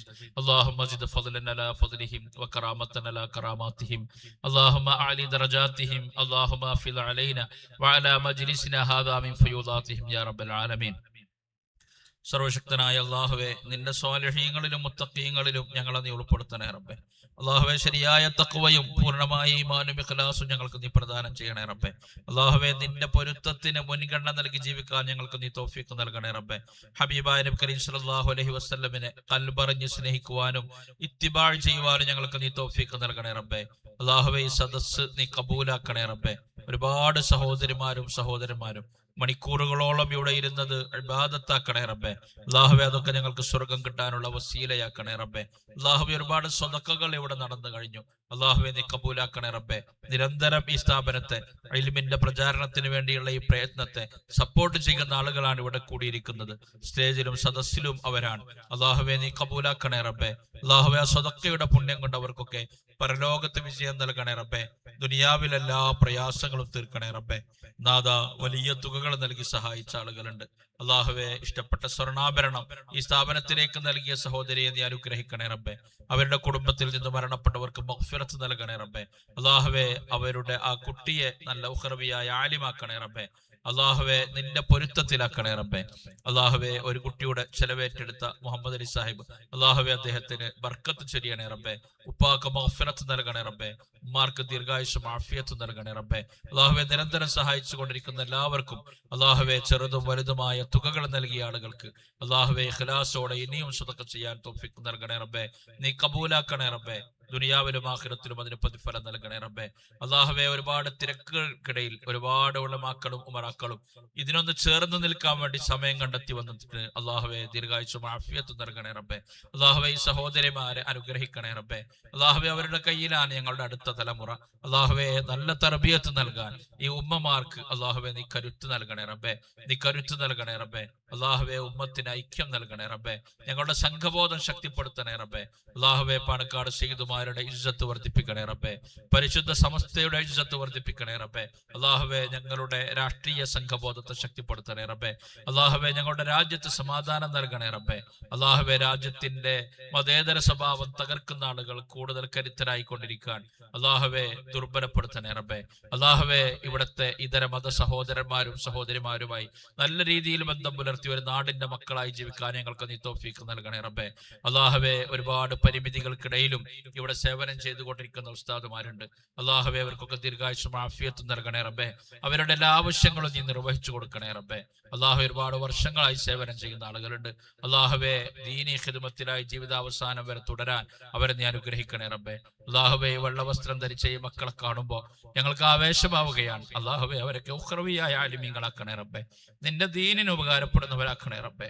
അല്ലാഹുവേ, അവരുടെ ഉപ്പമാർക്കും ഉമ്മമാർക്കും ഈ സ്ഥാപനത്തിന്റെ സംഘാടകർക്കും ഉസ്താദുമാർക്കൊക്കെ നന്മയുണ്ടാക്കുന്ന അഭിമാനമുണ്ടാക്കുന്ന മക്കളാക്കണേ റബ്ബേ.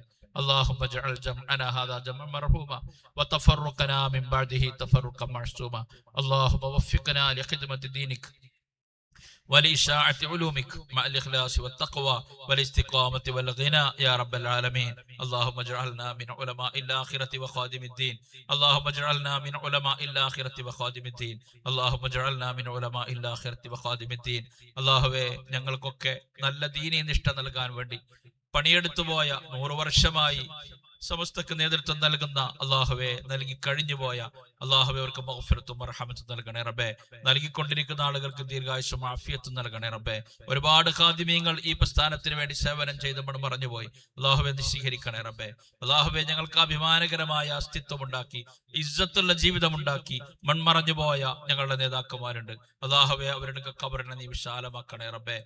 ഖബറിനെ വിശാലമാക്കണേ റബ്ബേ. അവരുടെ സേവനങ്ങൾ നീ കബൂലാക്കണേ റബ്ബേ. ജീവിതകാലം മുഴുവനും ഇസ്സത്തോടെ ജീവിക്കാൻ തൗഫീഖ് നൽകണേ റബ്ബേ. നിന്റെ പൊരുത്തത്തിലായി തൗബയോടെ ഈമാനോടെ മരിക്കാൻ ഞങ്ങളെ നീ അനുഗ്രഹിക്കണേ റബ്ബേ. ربنا آتنا في الدنيا حسنة وفي الآخرة حسنة وقنا عذاب النار. ربنا تقبل منا إنك أنت السميع العليم وتب علينا إنك أنت التواب الرحيم. وصلى الله تعالى وسلم على خير خلقه سيدنا محمد وعلى آله وصحبه أجمعين. سبحان ربك رب العزة عما يصفون وسلام على المرسلين والحمد لله رب العالمين. صلى الله على محمد صلى الله عليه وسلم.